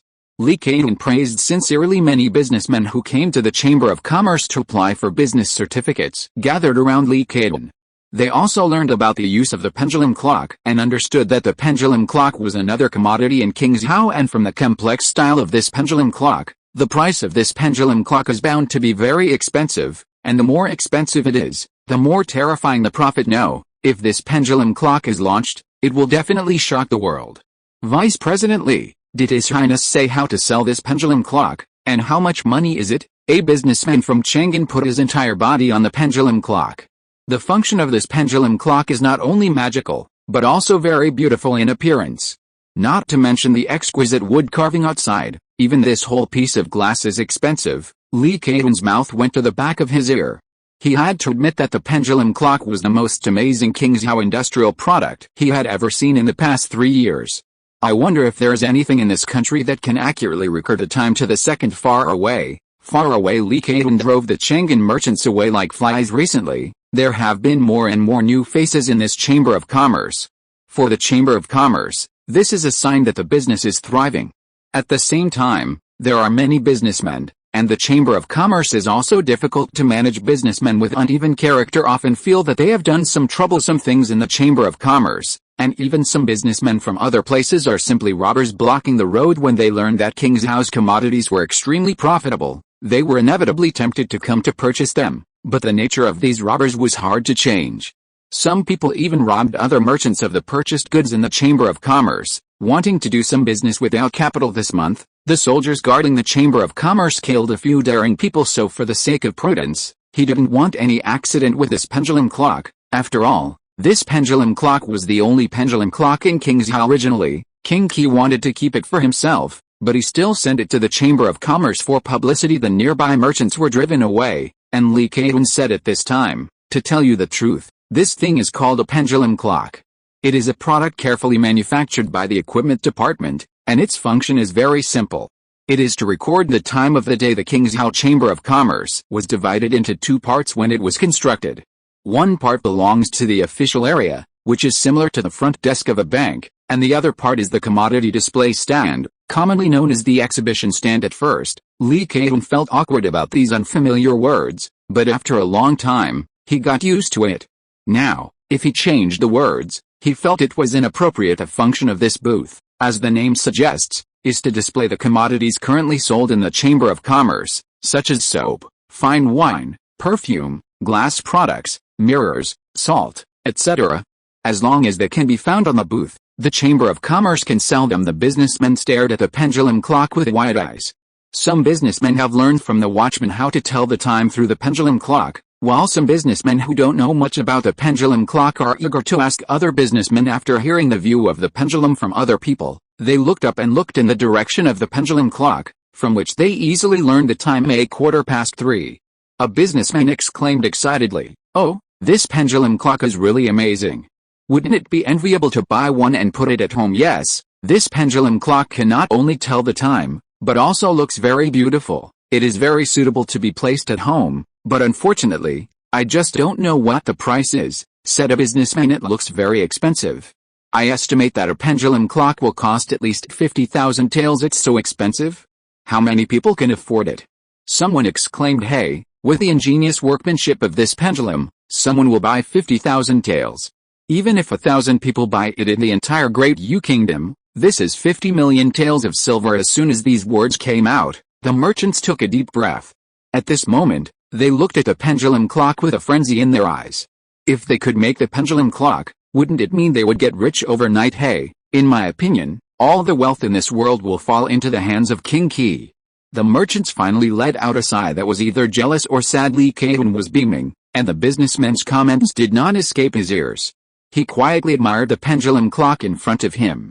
For him, he believed that there would only be more and more commodities in the future. These businessmen have never seen a steam engine, and if they see it with their own eyes, they don't know how shocked they will be. In his opinion, now that they can make a steel monster like a steam engine, what else is there that they can't make? With a smug smile in his heart, he looked at the group of businessmen and said, "Everyone, Your Highness said, there is only one pendulum clock now, but there will be a second one soon, and now this pendulum clock is just to show you all. The pendulum clock looks like, after you go back, you can consider whether you want to buy a pendulum clock for sale. As for the price, His Royal Highness has not yet decided, but the magic of this pendulum clock will definitely not be cheap. If you want, please prepare it." The merchants nodded when they heard the words, and some rich merchants made plans. This pendulum was made for the powerful and powerful. There are many wealthy families outside of the Key King Fengguo. There will always be a few wealthy families who like to show off. This pendulum is just right for them. Thinking of this, some businessmen turned and left. They wanted to give the news of the pendulum clock to their vassals, and some businessmen directly discussed cooperation. When everyone was shaking because of the pendulum, the servants from the palace came to the door of the Chamber of Commerce. These servants carried a basket of white sugar to the middle of the booth and said to Lee Kayun, "Vice President Lee, Your Highness said, tell me about the white sugar too." Because the euphoria of the pendulum has not yet passed, the appearance of the white sugar once again lifted the hearts of the merchants. They felt a little overwhelmed. What happened to King's House these 2 days? One product after another appeared. Lee Kayun knew about white granulated sugar. After all, he knew about the new product immediately, so he said, "Everyone, this white granulated sugar is really a good thing." Chapter 511 Technology Resale. White sugar, what is this? Some businessmen who were about to leave stopped abruptly and returned to the booth again. After being shut by the pendulum clock, the fragile nerves of the businessmen tightened again. They were overjoyed. It was a day for them to celebrate, because the more products King Zhao launched, the more money they could make. Li Keitun was full of smiles. He enjoyed the feeling of being looked at by everyone. Compared with the pendulum clock, the white sugar was not too shocking to him. He said, "This white sugar is very sweet," according to His Highness' words. In other words, this white sugar, like salt, has become an ingredient that the people of Day will buy, and the prospects are very good. It's the same as table salt. The merchant suddenly looked at me and I looked at you. This salt has always been an official business, which shows the huge profits of this salt, a businessman said in disbelief. Vice President Li, you are exaggerating. This thing is very similar to table salt, but can it really be compared with table salt? Li Keitun sneered. He explained more, and said to the questioning businessman, "If you don't believe me, you can try this white sugar, although it is not as necessary as salt every day, but it is also something that the people need in large quantities. You must have eaten this maltose. That's 100 times stronger than maltose." There are not many people who are in business who are not smart, and they will not let their money go to waste in vain. So the businessman who asked the question stepped forward and squeezed some white sugar into his mouth. As the sweet taste melted in his mouth, the businessman's expression became more and more exciting. "How?" Li Keitun said lightly. "Absolutely, absolutely amazing." The merchant gave a thumbs up, and he said, "King Zhao's products are perfect, and every one of them is ingenious." When the other businessmen saw this, they swarmed over to taste the white sugar, and the voices of amazement immediately rose and fell in the Chamber of Commerce. "Vice President Li, how do you sell this white sugar?" the businessman asked anxiously. The more eager the merchants were, the more calm Li Keitun became. He said unhurriedly, "This white sugar is not for sale. Your Highness is kind. This white sugar can be purchased with technology like soap and produced separately." As soon as Li Keitun said this, the businessmen immediately fried the pot. After the Chamber of Commerce opened up the production of soap, soap workshops in King Zhao have sprung up like mushrooms after a spring rain. In just 1 year, there are more than 100 soap workshops outside King Zhao. After the establishment of these soap workshops, the Chamber of Commerce even sold their own soap workshops and only provided caustic soda to the soap parties. Now, there is obviously an opportunity for them to become rich. The businessmen in King Zhao who do not know that these soap shop owners are now rich and fat. "Vice President Li, I'll buy it," a businessman shouted immediately. For fear that he would be driven ahead, another businessman pulled him behind him and said, "Brother Zhao, don't join in the fun. Who doesn't know that you only have 500 taels of silver in your body? Can you afford this white sugar technique? This soap technique just 10,000 taels. I think there will be more of this white sugar." Brother Li is wrong. Now King Zhao Bank can borrow money. If it's a big deal, I will also borrow money. It's not a problem to make money together. I would be really stupid if I missed this opportunity to make a fortune. When the two of you are talking to me, the other businessmen suddenly reacted and squeezed towards Li Keitun one by one. Standing on the booth, Li Keitun was forcibly pushed 3 or 4 meters away by the crowd. Facing the temptation to make a fortune, these businessmen went completely crazy. They all had red eyes and hoarse voices. "Vice President Li, this opportunity must be given to me. I am willing to give you 20% of the profit. I'll give you 30%. Vice President Li, my daughter is 28 years old. If Vice President Li is willing, I can accept it." After waves of sound came, Li Keitun almost felt dizzy. He immediately shouted, "Guard, guard." His voice went all the way, and the soldiers guarding the door immediately stepped forward to block the crazy merchants. In front of the guards' icy weapons, the merchants returned to the platform and looked at Li Keitun one by one, waiting for his decision. Li Keitun looked devastated. He did not expect that the production technology of white sugar would cause such a big sensation. If the technology of the pendulum clock was announced, these merchants would not eat him directly. After sorting out the messy clothes that were pulled by the businessman, Li Keitun said angrily, "What do you look like? If your Highness sees that you are so unruly, you should not think about this technology." "Vice President Li, we are also impatient. Since His Royal Highness said that this white sugar technology is going to be sold, we must give it a chance to buy it," said a businessman. Li Keitun didn't give a shit at this time. He said to a group of merchants, "His Royal Highness said, like soap, This time the white sugar technology is only sold to members of the Chamber of Commerce. Don't think about it if you haven't joined the Chamber of Commerce. In addition, the Chamber of Commerce, there are no restrictions on purchases within the country. As long as the money is in place, you can get the technology. But Your Highness also asked me to remind you not to be too blind, otherwise the white sugar production is too unsellable. And our Chamber of Commerce will not be responsible. The businessman nodded when he heard the words. His Royal Highness really cares about us, and he specially reminded us of this. It's really right to come to King Zhao this time. His Royal Highness King Qi really attaches great importance to businessmen. A businessman who had just arrived from other places said that he was considering settling in King Zhao. After saying this requirement, Li Keihun said, if you want to buy at the Chamber of Commerce, go to register, pay the money, and the Chamber of Commerce will organize you to study in the workshop. As soon as Li Keihun's voice fell, the businessman ran to the registration office immediately, adhering to the principle of first come, first served. All the businessmen wanted to seize this opportunity. The merchants here are all in a hurry, and at the same time, the merchant servants and servants who are resident in the Chamber of Commerce to listen for news are already on their way back to inform their masters. As the news spread in King Zhao City, more and more merchants came to the Chamber of Commerce impatiently, so the people of King Zhao saw a surprising scene. The shopkeeper who was selling cloth in the shop seemed to be crazy. If not, run outside. The pig butcher dropped the pig-killing knife and ran away. For a while, the merchants in King Zhao City were in chaos. The change in King Zhao City naturally attracted the attention of the government office. Pang Yukan laughed helplessly when he learned that the Chamber of Commerce had launched 2 more products. Looking in the direction of Prince Qi's mansion, Pang Yukan said with emotion, His Royal Highness is really far-sighted. It seems not impossible that the commercial tax exceeds the agricultural tax. Chapter 512, Expanding Armaments.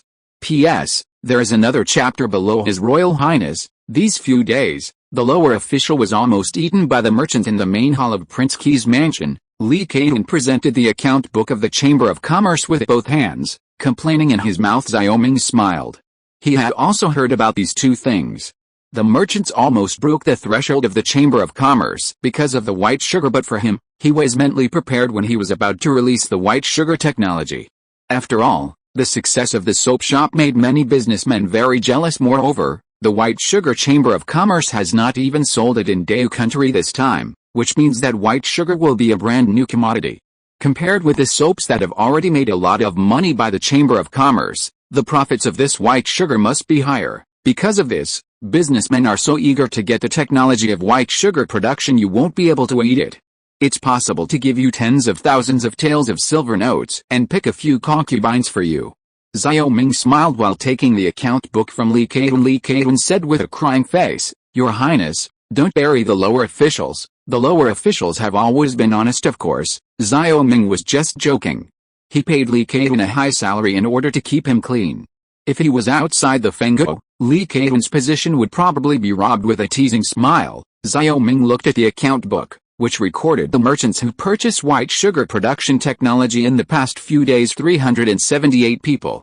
Xiao Ming was a little shocked when he saw the number on the account book. So many. No, Xiaoguan has been reminding them not to buy technology too blindly, but they just don't believe it. Li Keihun shook his head. Now that I've reminded them, let them go. It's up to them whether they lose or to make a profit, but even if there are more than 200 people, I'm afraid they will make a profit in the early stage. Xiaoguan also thought so. This white sugar has never appeared on the market. There will be a lot of sales in this market.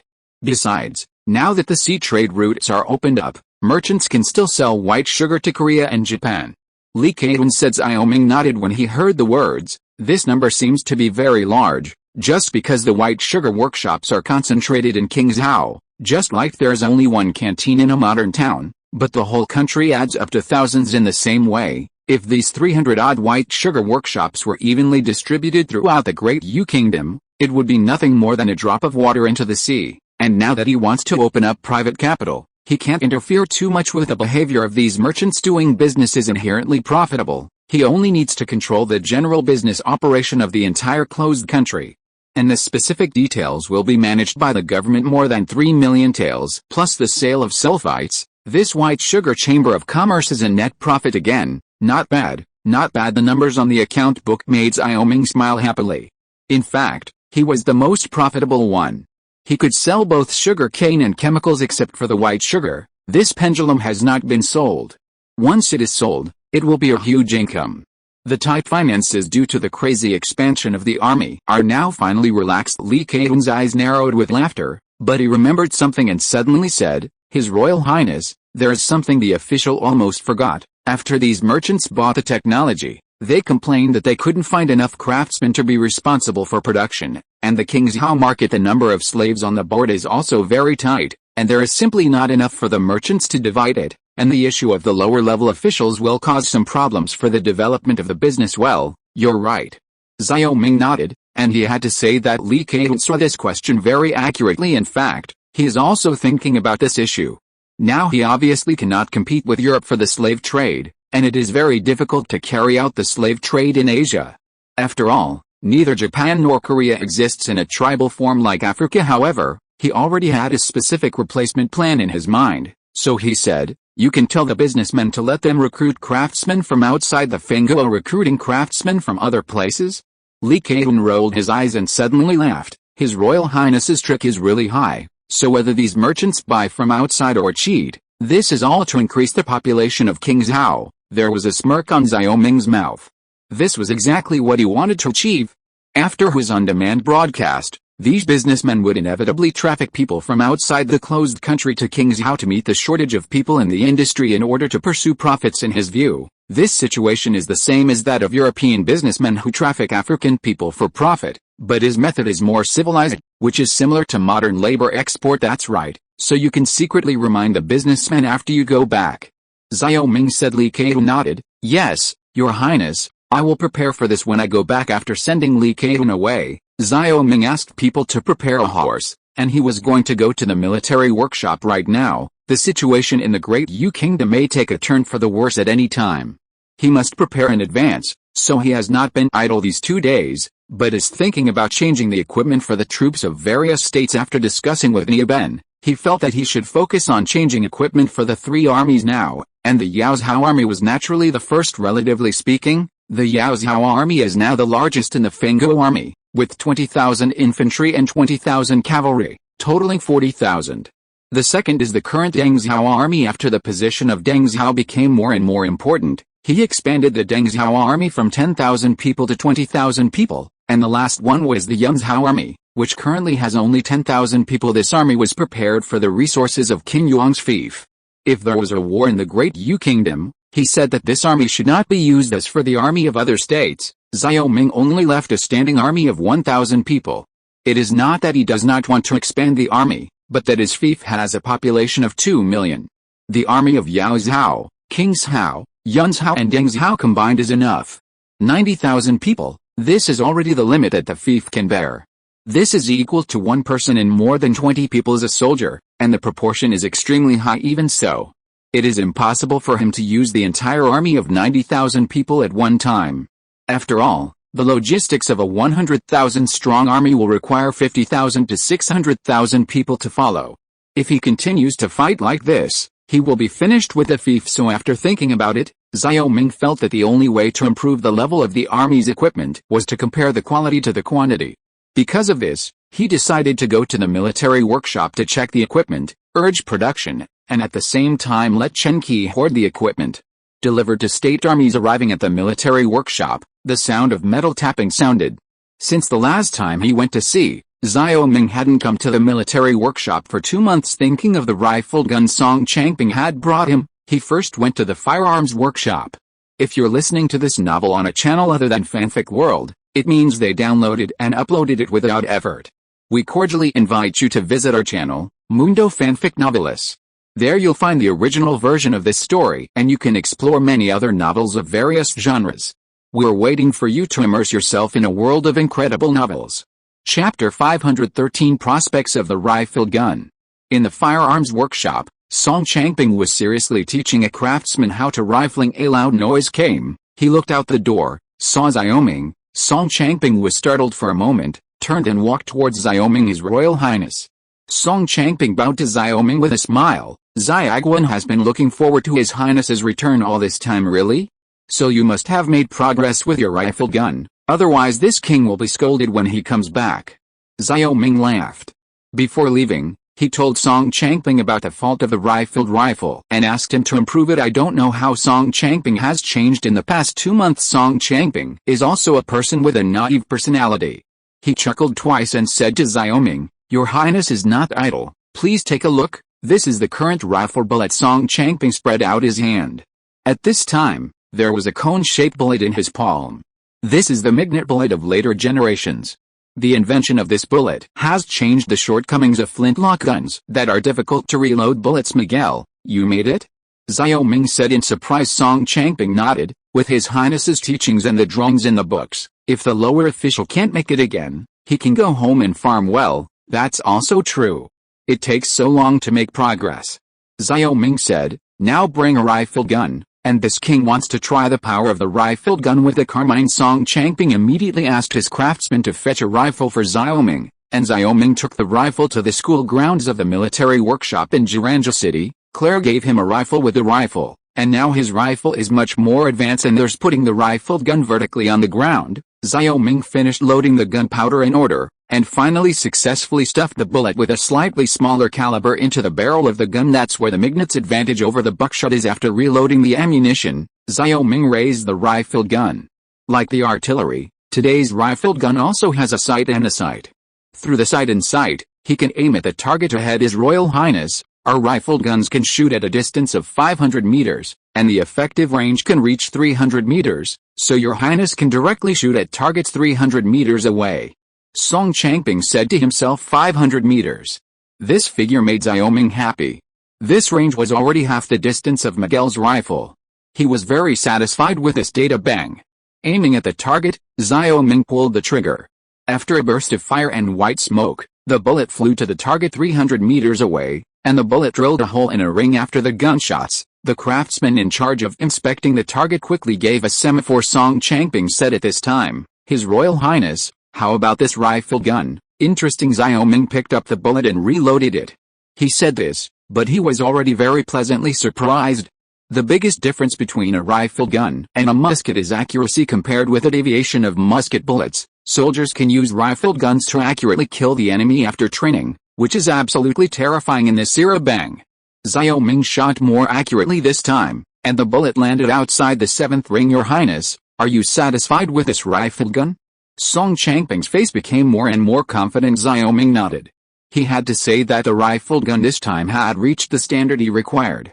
Although the range was a little closer, before the gunpowder made progress, the range could only be the same. After all, the more explosive the gunpowder is, the higher the requirements for the barrel's ability to withstand. For this reason, the alloy technology must continue to improve. Satisfied with the gun, the following focus is the production speed of the rifled gun, he said. "The gun is good, but how about the production of this bullet and gun?" Saying that, Song Changping's face was a little unnatural. He said, "Your Highness, this bullet is nothing, but it can be made by pouring a mold, but rifling is really laborious. In the past 2 months, I only made 120 bullets. Rifle guns only we can produce 4,000 or 5,000 muskets a month." Xiaoming said, "With the increase in orders, the number of craftsmen in the gun workshop has increased a lot, which has also increased the production volume of the gun workshop relative to the number of muskets. This rifle is really too few." After a pause, he continued, "But don't worry, you'll be able to overcome the rifling problem in no time." "Overcome?" Song Changping asked in confusion. "Could it be that your Highness has another way?" Xiaoming nodded. Naturally, he was talking about steam engines, but he didn't want to talk about it now. After all, the use of steam engines has to wait. He said, "The specific method will be available soon, so let's send all the rifled guns to the King's Zhao army. In addition, how many flintlock guns are in this warehouse? Go back to your Highness. Since the last time I sent 3,000 flintlock pistols to the Yao's Zhao army, the lower official has been stepping up production according to His Highness's instructions. Now there are 9,000 flintlock pistols accumulated in the warehouse. 5,000 will be given to the Yao's Zhao army, 3,000 will be given to the Deng Zhao army, and the remaining 1,000 will be given to the Yun Zhao army." Xiaoming divided them according to priority. Now the armies of all states are clamoring for weapons, and the output of the military workshop cannot keep up with this. Thinking of this, he feels that the steam engine must be installed as soon as possible, otherwise the production capacity of the fief will soon be out of line with the demand. The two were talking about firearms, and they seemed to be attracted by the sound of gunfire. Chen Qi walked out of the artillery workshop. Your Highness, seeing Xiao Ming and Song Changping together, Chen Qi immediately ran over. Compared with Chen Qi's haggard face 2 months ago, Xiao Ming asked, "What's wrong? Seeing you like this, it seems that these 2 months have been very hard. His Royal Highness, it's not for Song Changping to force it. The rifled guns he has produced now have a range of 500 meters, and they are almost catching up with artillery. No matter how Xiaoguan can't lose to him, I have been thinking about it for a while. How to improve the range of artillery." Chen Qi said. "Oh? Then what are your thoughts?" Xiao Ming said. Chen Qi continued, "His Royal Highness, the lower official thinks that the barrel can be rifled. Why can't the artillery be rifled? And if the artillery is rifled, can the range be improved? It will definitely improve." Song Changping said to Chen Qi, "The rifled gun has been proven." Chen Qi heard the words and looked at Xiao Ming again. Being stared at by Chen Qi, Xiao Ming said, "You can study it here, maybe you can succeed." According to historical records, at the beginning of the 17th century, Tsarist Russia produced a bronze pistol gun with a caliber of 3 Russian inches, with 10 spiral rifling in the barrel, and throughout the 18th century, both Germany and the United Kingdom carried out rifled guns trials, and some of them are rear-mounted guns. Although the caliber of these guns is small, their effectiveness is very good. In 1776, a British 2-pounder breech-loading gun was only 2 feet off course when firing at a distance of 1,300 yards. Based on these records, Xiao Ming felt that Chen Qi should also study rifled guns, because maybe some of them have already been installed in Europe. Chapter 514, Chang'an number 039, and Clouds. His Royal Highness, since this is the case, the next officer will develop it according to the appearance of the rifled gun in the military workshop. Chen Qi strengthened his determination with the encouragement of Song Changping and Xiao Ming. "Go boldly, the power of artillery is huge, which cannot be replaced by artillery.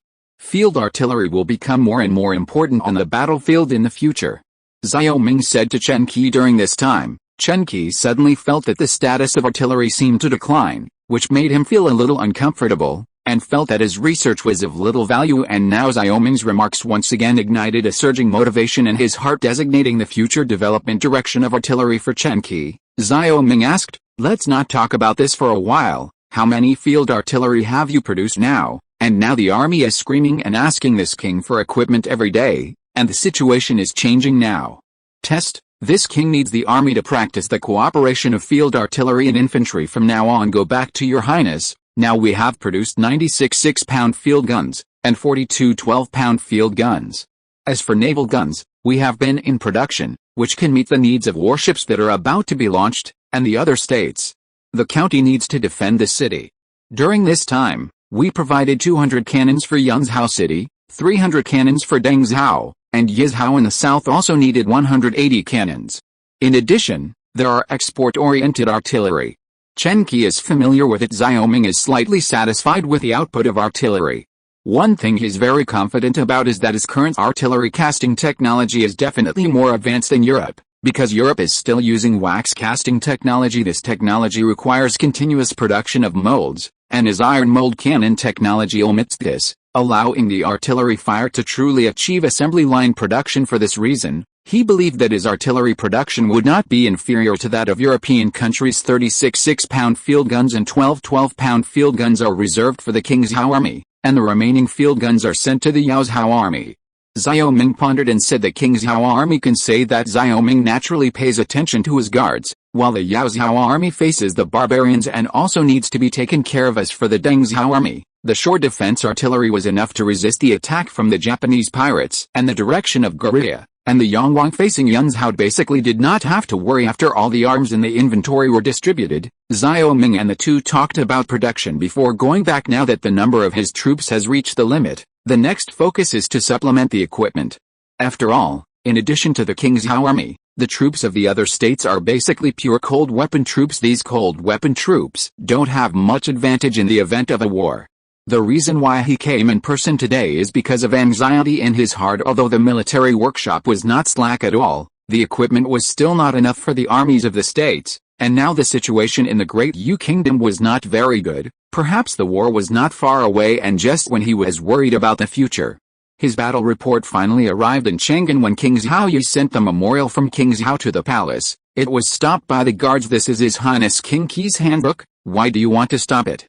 The post general said angrily Xiao Wangxun once promised Xiaoming that he could send the book directly to the imperial study, instead of going through layers of review by the Zhongshu province. It was because of this that the postmaster was so angry. The guard general at the palace gate frowned when he heard the words. He said, "The emperor issued a decree yesterday, ordering His Royal Highness to supervise the country on the same day. In the future, this document from the vassal country must pass through the East Palace before it can be handed over to the Emperor Prince overseeing the country." The post-general was slightly taken aback, but remembering what Pang Xiaofu had said before he left, he took out the book. "In that case, please send the book to the East Palace." When he left, Pang Yukan told him to be careful when he went to Chang'an to avoid causing trouble, and this memorial was originally for Queen Zhao and the Crown Prince. The guard general took the fold and nodded. After delivering the book, the postmaster drove off on horseback. At this time, an eunuch, surrounded by a group of small yellow gates, came to the palace gate, stopped at the palace gate, and the leading eunuch asked in a low voice, "Just now what happened?" When he saw the person coming, the guard general was surprised. This was Wang Zai, Wang Shilin, the popular man beside the empress. He immediately bowed and said, "Return to Wang Shilin, this is a book from King Zhao." King Zhao's Zizi? Wang Zai's eyes narrowed, causing his triangular eyes to immediately form a line. Yes. The general of the Imperial Guard offered the memorial with both hands. Wang Zai took the memorial and tore off the outer envelope. After scanning the contents of the memorial, Wang Zai's face became a little ugly, and he said, "I will give this memorial to the Empress." A layer of cold sweat appeared on the forehead of the general of the Imperial Guard. He smiled flatteringly, and kept nodding his head. Putting the memorial in the sleeve, Wang Zai raised his head and walked to the palace. Now the emperor is seriously ill in bed. The queen is acting for all the affairs in the court, and the prince has no supervision from the emperor. Don't bother to pay attention to the minister at all. Watching Wang Zai's figure disappear into the palace gate, the guard general let out a sigh of relief, but he was a little worried. Judging from Wang Zai's performance, he didn't seem to care about King Qi at all. And now who doesn't know the status of King Qi in the Great Yu Kingdom? Inside the palace, Wang Zai took the memorial and went directly to Empress Zhao's residence. While Empress Zhao was dressing up, Niang, the old slave, met the King Zhao postmaster at the palace gate to give the emperor a book, so he stopped the book. Wang Zai's expression instantly changed from arrogance to flattery. King Qi's book. Queen Zhao's body shook slightly, and her emotions were obviously fluctuating. "Show me to this palace." Yes. Wang Zai walked over with a smile, drove away the palace maid who combed Queen Zhao's hair, and combed Queen Zhao's hair by herself. After taking the memorial and looking at it, Empress Zhao suddenly laughed. "The barbarians attacked Shanhaiguan in time. I'm afraid the barbarians are fake. But it's true that they support their troops now." From the old slave's point of view, this King Qi made it clear that he was threatening the empress and the crown prince, and he should be punished. Wang Zai said while combing his hair carefully. Empress Zhao sighed, "Your Majesty's illness has made all the princes restless, and this palace sees this certificate as just a piece of waste paper." Niang, this old slave thinks that this certificate of registration is still useful. If the certificate of registration is announced to the world, if these princes have unruly intentions, it will be unfaithful and unrighteous. Wang Zai said with a smile, "It's just that the prince's treason is unfaithful and unjust. If the prince wants to kill other princes in the future, wouldn't it be unfaithful and unjust?" Queen Zhao frowned. Wang Zai continued, Niang, this is not easy. When the time comes, I will deduct a name for rebellion against these princes. Isn't this not a violation of the registration certificate? In short, this registration certificate is not harmful to us. I took that into consideration when I came up with the idea. Chapter 515 Coercion. Father sent you to Benguang for some reason. Empress Zhao showed a smile. She looked at herself in the glass mirror. Now she is no longer as beautiful as she used to be, with crow's feet appearing at the corners of her eyes and a white strand in her hair. At this moment, Wang Zai picked up a golden hairpin to hold Empress Zhao's head, and he said, "Your Majesty has praised, this old slave is only a little clever. How can it be compared to the intelligence of the Empress? It's just the Empress. This King Qi is now guarding in Shanhaiguan, the troops under him can fight well. This is really a hidden danger. Maybe King Qi will not dare to risk raising troops to rebel because of his name, but there is no guarantee that his sons will not rebel. I am also thinking about this matter. The reason why King Qi defeated the barbarians twice was because of firearms. I think the court should focus on developing firearms now. If King Zhao's army and the imperial army were all equipped with firearms, Xiao Ming would still. What capital do they have to fight with the imperial court, and what is the fear of this barbarian? Queen Zhao said in a deep voice. Hearing this, Wang Zai laughed twice, and he walked up to Queen Zhao and said as if asking for credit, Niang Niang, this old slave brought the method of forging firearms to Niang Niang today. What? Queen Zhao exclaimed. She looked at Wang Zai and said, now is not the time to talk nonsense. Wang Zai said sternly, Niang Niang, this old slave is not talking nonsense. As the saying goes, there must be a brave man under the heavy reward. During this time, the old slave has been asking the blacksmith to study the method of forging this arquebus, and it really allowed a craftsman to find a way to make it. The matchlock method really. Queen Zhao looked shocked. Now Xiao Ming has monopolized all the firearms trade in the Great Yu Kingdom. This huge profit has made everyone's eyes red, so since the appearance of firearms, the imitation has not stopped. In fact, many feudal lords purchased weapons from Xiao Ming, not only for the purpose of equipping the army, but also for imitation. Niang Niang, this old slave dare not talk nonsense. This craftsman really forged a matchlock gun. Although the power is not as powerful as the matchlock gun in King Zhao, it looks basically the same, and it can kill people after loading gunpowder. Wang Zai said. Empress Zhao was excited, and she said, does anyone else know about this? No, only the old slave knows. Very good. Now you immediately hand over this method of forging arquebuses to Ben Gong's father and let him imitate it. Now there are many forces in Chang'an City, and in the end, I am afraid that only the father can lead the troops into Chang'an to secure the crown prince's throne. Queen Zhao said yes, Niang Niang. Wang Zai nodded.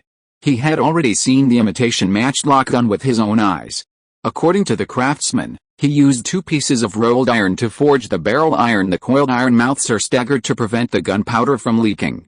However, the production of this matchlock gun is very slow.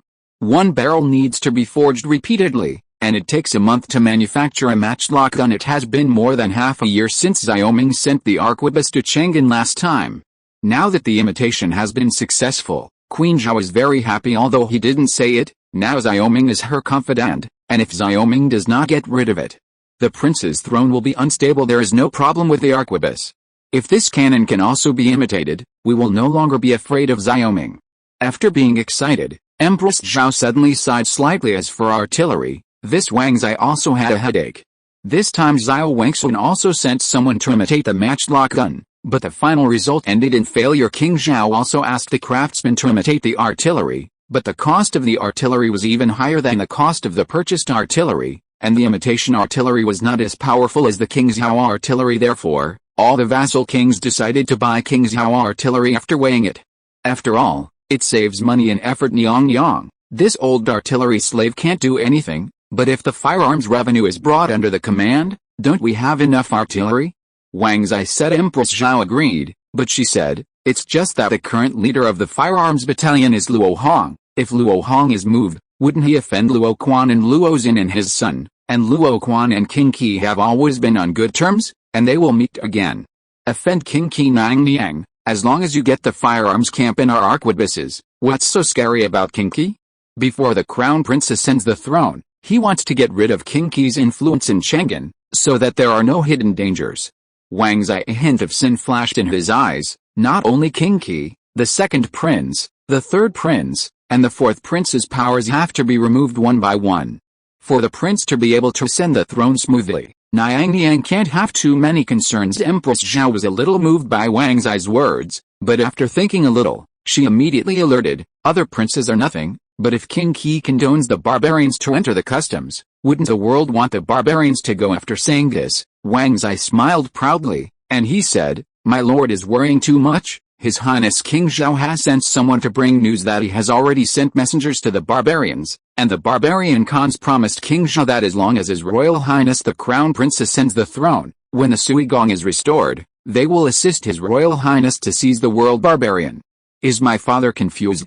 Isn't this absurd to lead wolves into the room? Empress Zhao's face suddenly became extremely ugly. Wang Zai said calmly, Niang Niang is wrong. How did the emperor ascend to the throne back then, and how did he get rid of King Kang through the hands of the barbarians? Since the emperor did it, why the crown prince couldn't do it? It's just that back then the King Kang has now become the current king of Qi. Although people are different, but things are always the same. No, After the emperor ascended the throne, he has always felt guilty at this time. If it wasn't for his single thought, he would not have allowed the barbarians to seize the land of Yaoxiao. Since then, he has been worried. I don't want the prince to bow to the barbarians like the Emperor Niang Niang. The most important thing in the world is the momentary face. What the barbarians only want is some land in the north, so what if we let them? The Dayu country has a lot of land and resources, this land is nothing, and when the prince's position is stable, we can also rely on firearms. I can take it back. Wang Zai advised that when King Zhao sent him into the palace, staying by Queen Zhao's side was to pass on news and at the same time make suggestions for Queen Zhao for him. His master is King Zhao, not Queen Zhao. Everything he does now is for the Zhao family to enter the Central Plains, and this is what the Zhao family has been planning for generations. Now that King Zhao finally saw hope, how could he change because of Queen Zhao's thoughts? So he continued. His Royal Highness Zhao Wang said, please Niang Niang must cooperate with his plan, so that the position of the prince can be stabilized, otherwise the Niang Niang and the prince will seek more blessings for themselves. Wang Zai's voice fell, and Queen Zhao's face suddenly turned pale, and she said angrily, are you coercing this palace? Chapter 516. Niang Niang, how could King Zhao coerce Niang Niang as Niang Niang's biological father? Everything your highness does is for the Niang Niang and the crown prince. While smiling, Wang Zai inserted the last golden hairpin into Empress Zhao's hair. Empress Zhao sneered twice, a look of exhaustion suddenly appeared on her face, and she said to Wang Zai, go back, this palace is going to visit your majesty. Yes. Wang Zai still had a faint smile on his face. With the help of the palace maid, Empress Zhao turned around and left the Fengming Palace and went directly to the Bishu Pavilion. After Zhao Wangsun became seriously ill, he had been recuperating in the Bishu Pavilion, and concubine Zhen had been taking good care of him. Logically, this should be taken care of by her queen, but at this time Zhao Wangsun was aiming to recuperate in the Bishu Pavilion. This incident made her face as an empress, and because of this, the rumors in the palace also increased. One of the rumors that made him most angry was that the emperor's serious illness was directly related to her. Thinking of this, she felt a burst of anger in her heart. When they arrived at the Bishu Pavilion, Empress Zhao entered the inner hall directly. When Empress Zhao came in, concubine Zhen bowed. Empress Zhao nodded, her eyes no longer had the intimacy of sisters in the past. Zhao Wangsun, the person who maintained the same cloth between them, fell, and the concubines in the palace showed their true colors. They used all their means to start planning for the rest of their lives. Go out, this palace and the emperor have something to say. Queen Zhao said to concubine Zhen in a commanding tone. Concubine Zhen wanted to say something, but she finally sighed and walked out after seeing Queen Zhao's cold eyes on the bed. Zhao Wangsun's complexion was yellow, his lips were white, and he was so weak that he couldn't even say a word at this time. His eyes staring at Empress Zhao were extremely complicated, but he still didn't say a word. Your Majesty, why is this? Empress Zhao looked at Zhao Wangsun with puzzlement and confusion in her eyes. She didn't hate concubine Zhen before, but she thought she hated her like never before. Zhao Wangsun's eyes turned, his expression suddenly a little scared. He didn't dare to look into Empress Zhao's eyes, but desperately searched for concubine Zhen's figure. Empress Zhao suddenly felt sadness in her heart. Her eyes were slightly red, and she said sadly, is the relationship between you and me for decades not as good as concubine Zhen now? Even if I am old and yellow, you don't want to pay attention, but even for the 13th prince, you shouldn't do this to me either. Mentioning the 13th prince, Zhao Wangsun's eyes suddenly became dazed. He looked at Queen Zhao and said weakly for the first time, I am afraid that my life will fall into the hands of you and the 13th prince. Your Majesty, the 13th prince is just a baby, how could he kill you? Empress Zhao said sharply, could it be that the emperor hates his concubines and doesn't even give a decent excuse? Hehe. Zhao Wangsun suddenly laughed hoarsely, but this smile was full of despair. Empress Zhao gave birth to the 13th prince 2 months ago. That day was his happiest day in years. This joy even surpassed Zhao Ming's victory over Shan Haiguan. Over the years, he and Queen Zhao have a strong relationship, and they have always supported each other. Queen Zhao's child is his favorite child. And for the sake of Queen Zhao, he will always support the unworthy prince. It's just that he didn't expect that his life would one day fall on Queen Zhao's mother and son. Since Empress Zhao gave birth to the 13th prince, the prince gave Empress Zhao a bloodbird's nest on the grounds of filial piety. Because there were too many bloodbird's nests, Empress Zhao would give Zhao Wangsun a bowl of nourishment every time. After all, he is getting older now, and his health is getting worse. It's just that he didn't expect that after drinking it for a month, his body became weaker and weaker. until one day he suddenly fainted on the ground.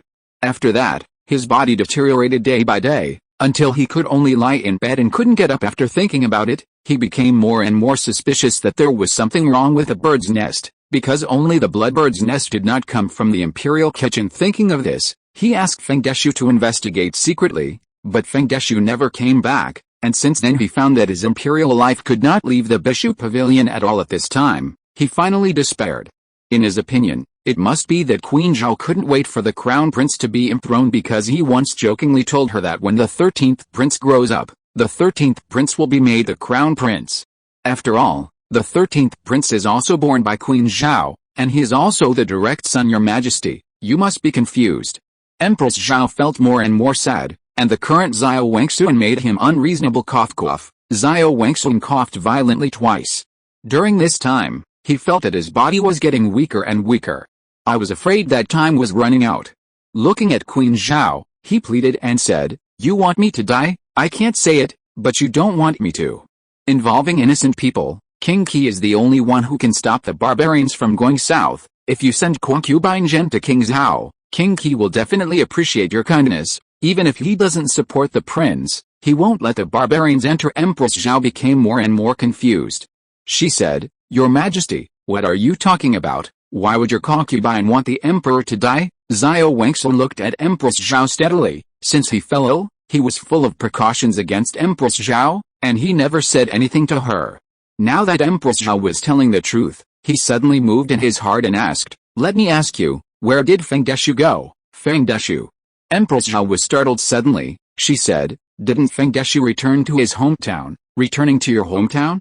Xiao Wangxuan sneered again and again. "I sent him to investigate this bloody bird's nest, but now he has suddenly disappeared. Do you think he is returning to his hometown?" Empress Xiao's expression became more and more ugly. She suddenly felt a chill behind her when she thought of Wang Zai's face.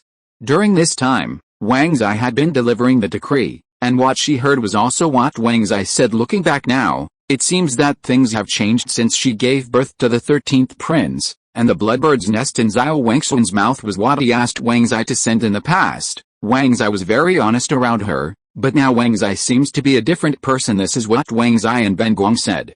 Queen Zhao hesitated and said. Hearing this, Xiao Wangxuan's eyes suddenly had a hint of enlightenment.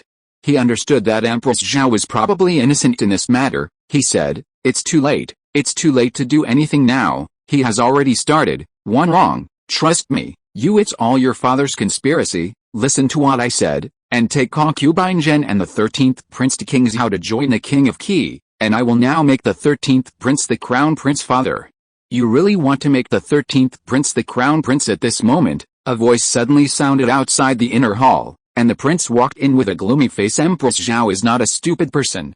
At this time, she had already guessed something through Xiao Wangxuan's words, and she said angrily, "It turns out that it was you, the rebel. Your father suddenly fell ill. It turned out that you and Wang Zai colluded secretly. This is slaying the king." Chapter 517, Imprisonment.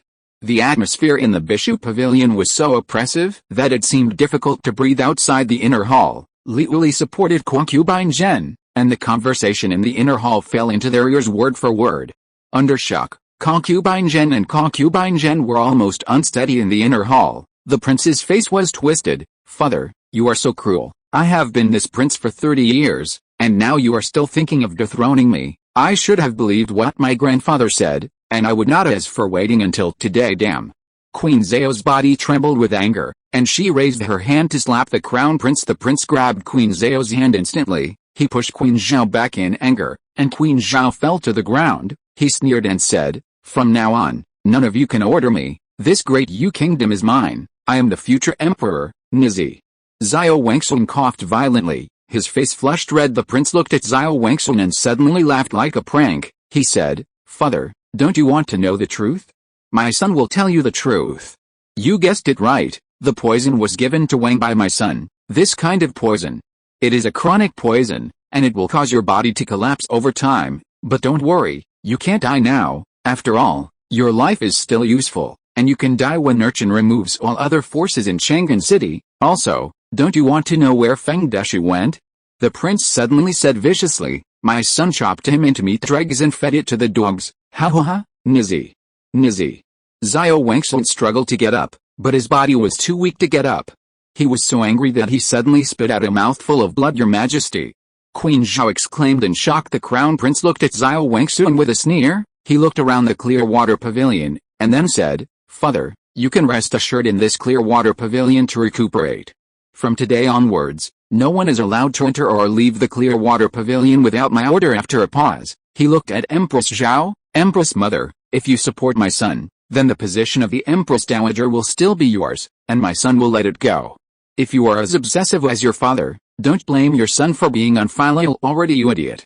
Queen Zhao lay on Xiao Wangsun and wept bitterly. It's just that when he made eye contact with Xiao Wangsun, he saw that kind of deja vu for a moment. She suddenly stopped crying, and she said, now that the overall situation has been decided, what else is there to choose from this palace? I only hope that you can save your brother's life. So the Queen Mother supports the son.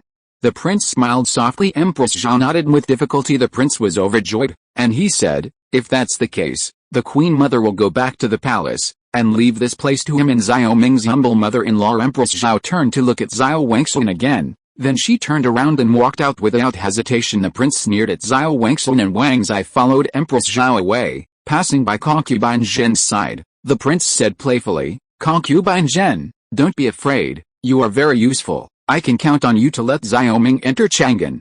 Woolen cloth, you're dreaming. Concubine Zhen's eyebrows stood upright, and she spat fiercely. The prince didn't take it seriously. He was proud of the spring breeze and smiled proudly.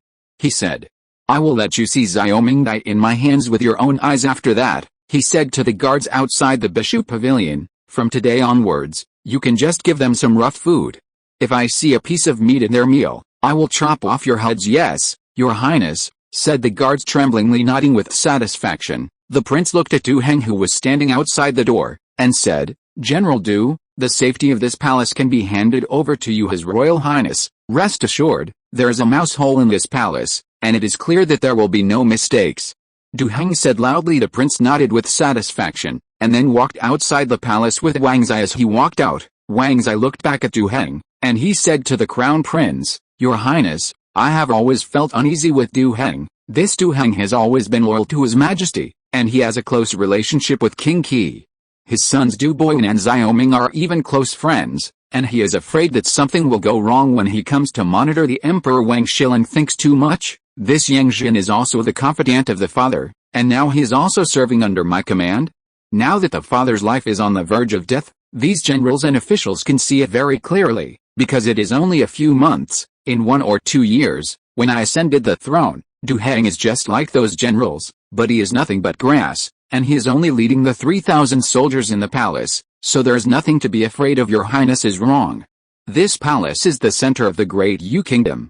Whoever controls the palace will control the world. I advise Your Highness to change the general to take charge of the guards in the palace.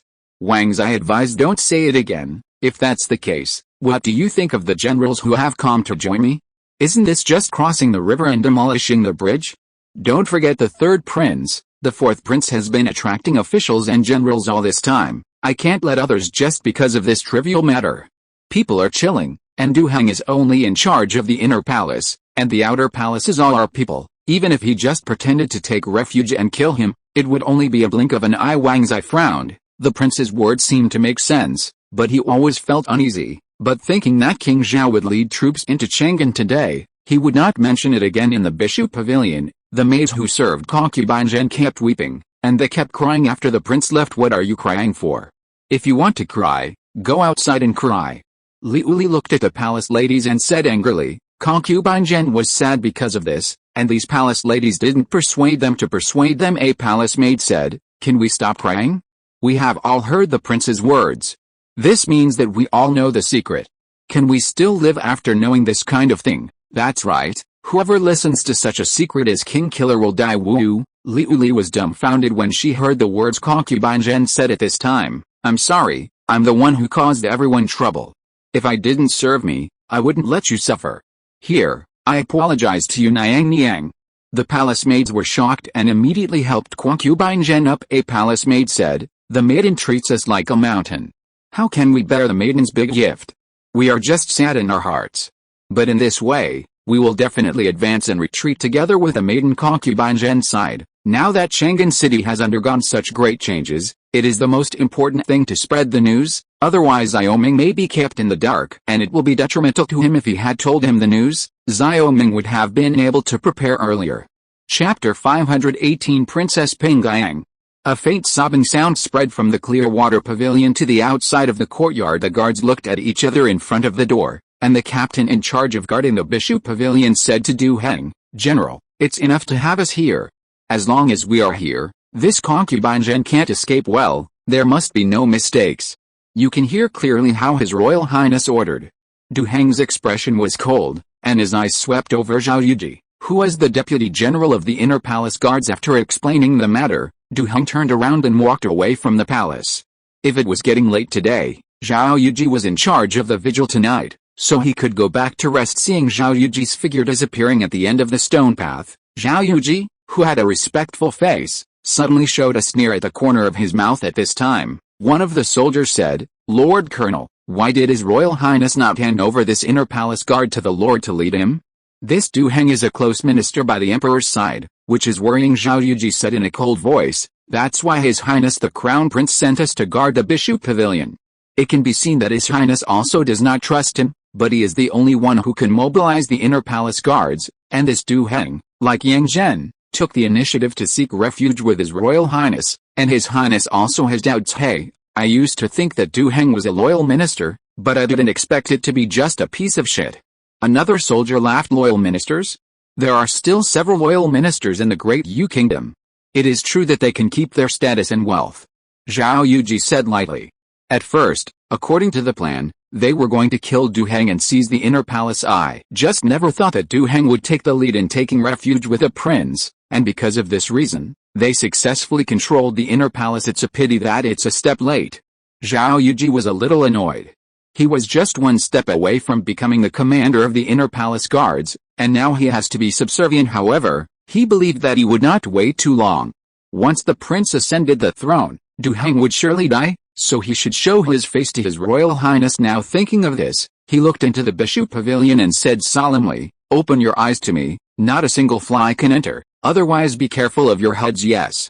The guards in front of the door said in unison. Outside the palace gate, Du Heng mounted his horse and headed home. At this time, Chang'an City was still prosperous, as calm as usual, without a trace of abnormality, and the people did not notice it. But what they didn't know was that the palace had changed a lot. Turning from Suzaku Avenue to Fang Street, and entering Minfang, Du Heng instinctively felt a hint of danger when he passed an intersection in the square. Just when he pulled back his horse and was about to escape, suddenly 16 people appeared before and after him. He looked warily at these 16 faces, and 5 of them turned out to be the people of Chang'an who had been living in this district. "Who are you?"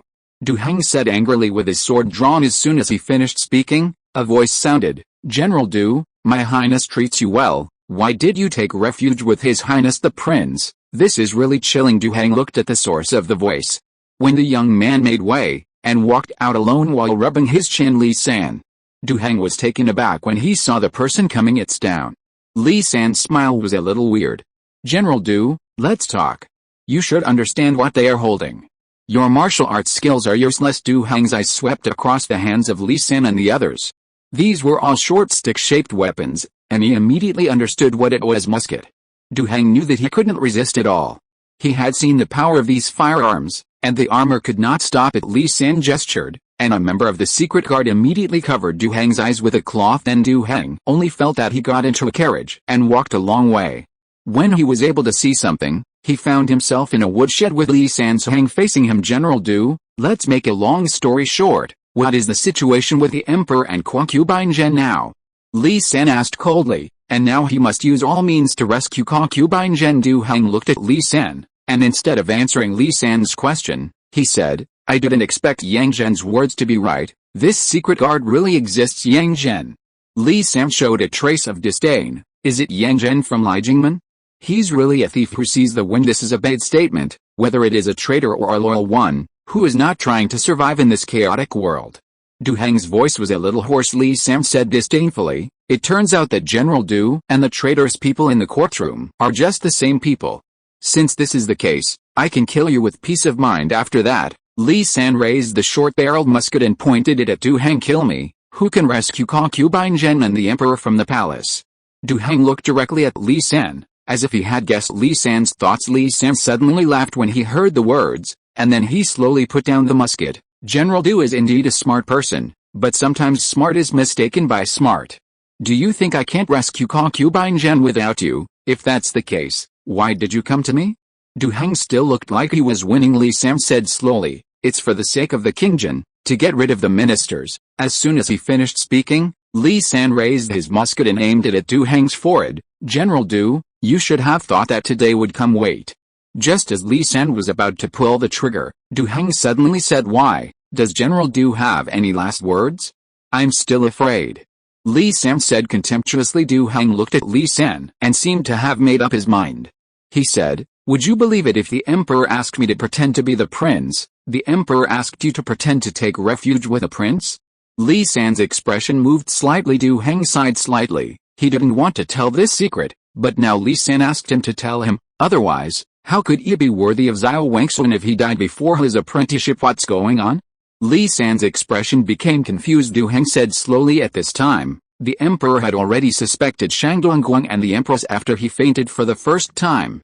When he woke up, he summoned me to discuss this matter in secret. The Emperor knew that the prince must have been fully prepared if he dared to act like this. Among the guards of the inner palace, there are bound to be people placed by the prince, and in order to control the palace, the prince will definitely kill me. So instead of that, it is better to pretend to be with the prince and perhaps leave his life to act on a whim. After a pause, Du Heng continued, also, knowing the Sun Mo Ruofu, in the Emperor's opinion, the crown prince is incompetent and overjoyed. It's King Zhao. Now all the intrigues and tricks in this palace have the shadow of King Zhao. Once King Zhao enters the capital, it will be impossible to return to the sky with King Zhao's old-fashioned scheming. Although I really want to see Phase Hongshu and General Luo, Yang Zhen takes refuge. With a prince, his eyes are everywhere in Chang'an City, and I am the person he focuses on monitoring, so I can't pass the news at all. Chapter 519 Rescue Plan. P.S. There are only 2 chapters tonight. It's not that the snail is lazy, but that the snail has been sorting out its thoughts almost all day today.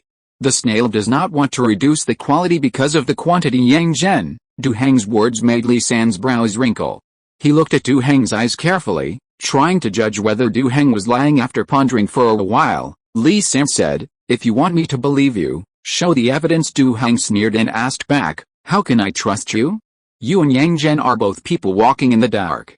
If Yang Zhen can betray the Emperor, you may not be able to betray King Qi. Li San was startled when he heard the words, but he was stopped by Du Heng's words. General Du, Li San's words are not credible. Are Ben Gong's words credible? When the two of them stared at each other, a voice suddenly came. Du Heng looked out the door at this moment, and a slender figure entered his eyes. He was shocked and said, His Royal Highness Princess, what's going on? Why is Her Royal Highness Princess Li San together? The person who came was not someone else, but Princess Peng Gang. She sighed slightly and said, Beng Gong knows everything about the palace. Last night, Yang Zhen leaked his mouth when he was drunk in this palace, otherwise this palace would still being kept in the dark. This prince is simply rebellious. Du Heng was shocked at this time. In his opinion, Princess Peng Gang's influence in Chang'an was much greater than that of Xiaoming. He was overjoyed and said loudly, Your Highness Princess, now only you can save the Emperor. General Du has a high opinion of Ben Gong. Speaking of which, Ben Gong is just a woman. At this time, who would want to lose their life for a woman? Not to mention that King Zhao's army will soon arrive at Chang'an City. How can Ben Gong turn the tide?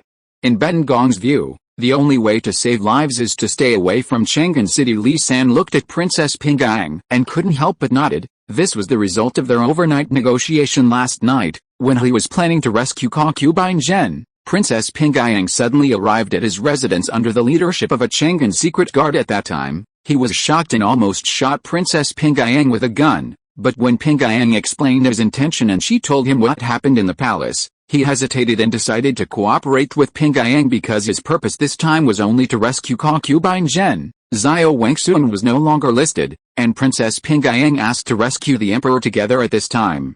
He naturally couldn't say that Xiaoming's order was only concubine Zhen, so he had to nod his head in agreement, because even though his plan was perfect with the help of Princess Peng Gang tonight, Princess Peng Gang asked a driver to drive Yang Zhen's carriage to help him arrest Du Heng.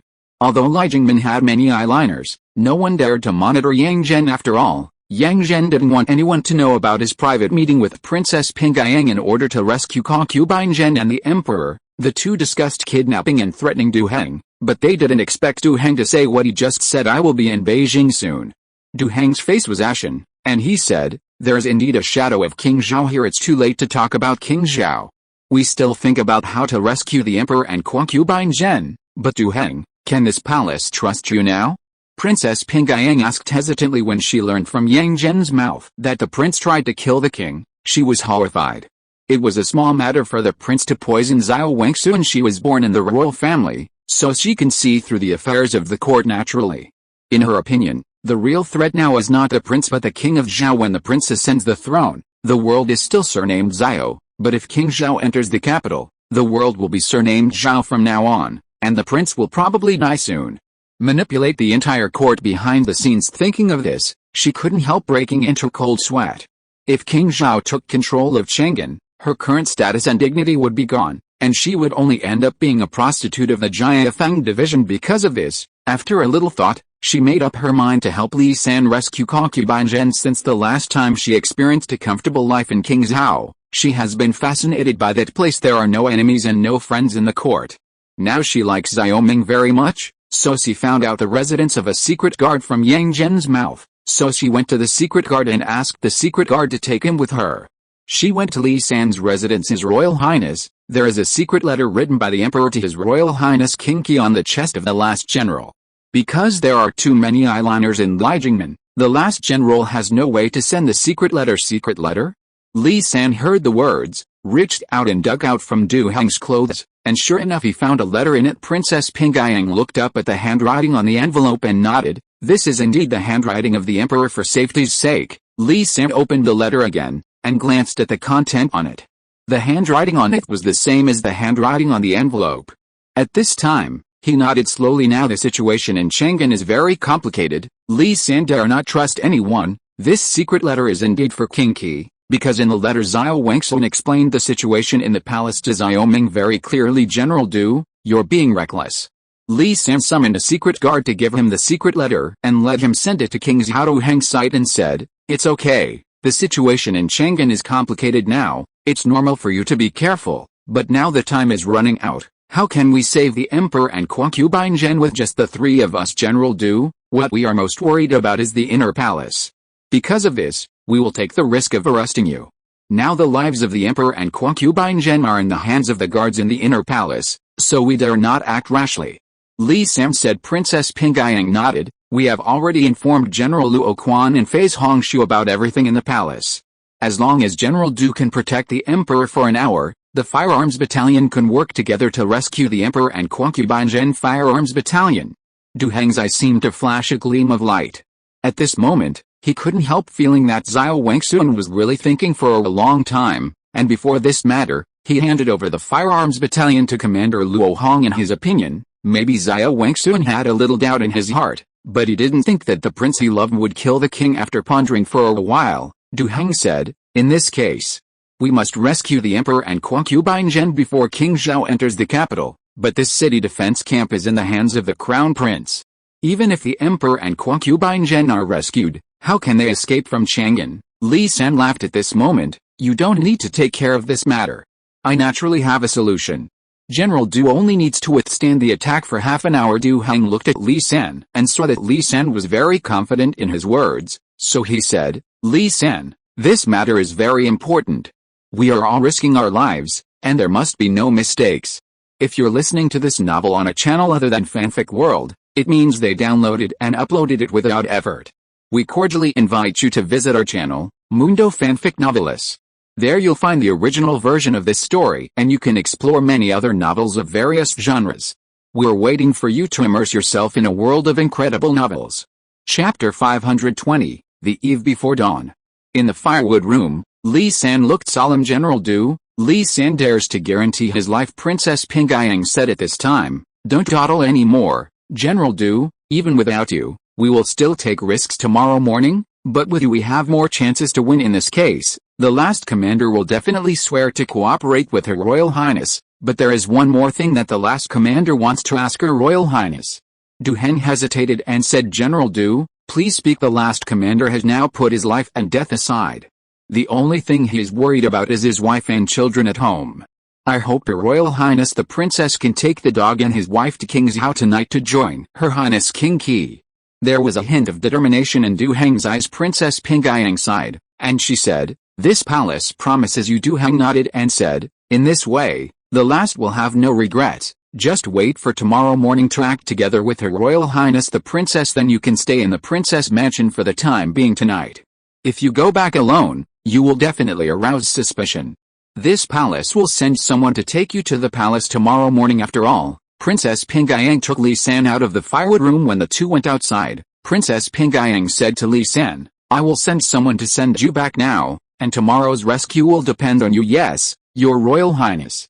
Li San bowed in response. At this time, Princess Pingyang called for the coachman in the mansion, and Li San boarded the carriage and went to the residence. The carriage gradually drifted away amid the turbulence.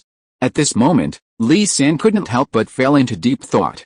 Since he came to Chang'an, he has been planning to rescue concubine Zhen to avoid accidents. It's just that he didn't expect such a major change in the court situation, that he had to rescue Jane now. But in Chang'an, he was alone and alone.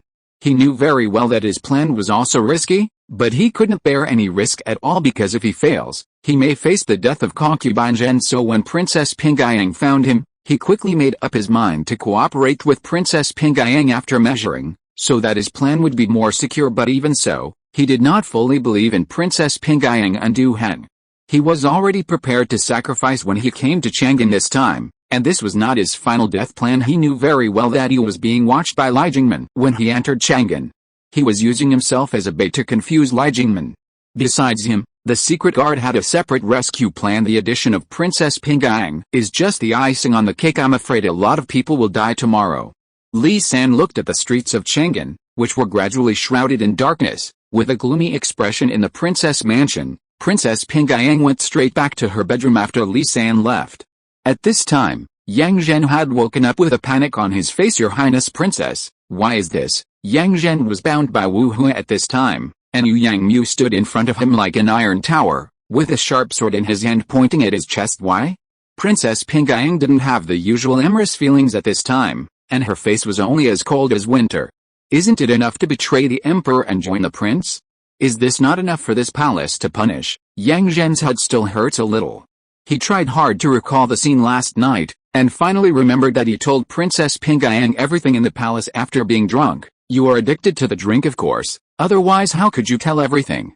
Princess Pingyang sneered. There was a hint of panic in Yang Zhen's eyes, but after thinking for a moment, he suddenly said, Your Highness, the person who knows the current affairs is Junji. The emperor has been poisoned deeply. This life is just hanging on the soup, and he won't live for long. Moreover, King Zhao's soldiers and horses will soon enter the capital. If you obey me, I will protect your prosperity and wealth for the rest of your life. Otherwise, your end will be very miserable. The soldiers and horses of King Zhao are like wolves and tigers. Her Royal Highness can't serve, you bastard.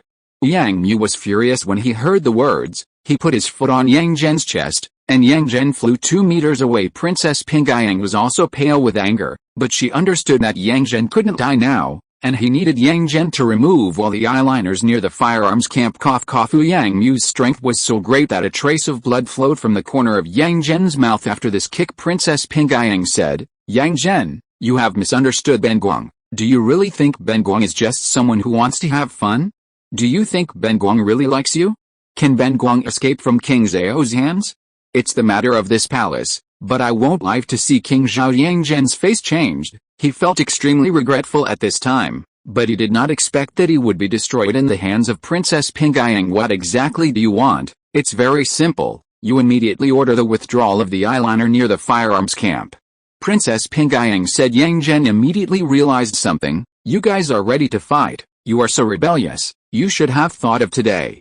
Princess Pingyang said sharply, Order, or this palace will kill you now. It seems that in response to Princess Pingyang's order, Yang Mu's long sword against Yang Zhen's chest exerted a little force. Yang Zhen felt a sharp pain, and the fear of death made his heart seem to be pinched. Princess, you can't fight King Zhao.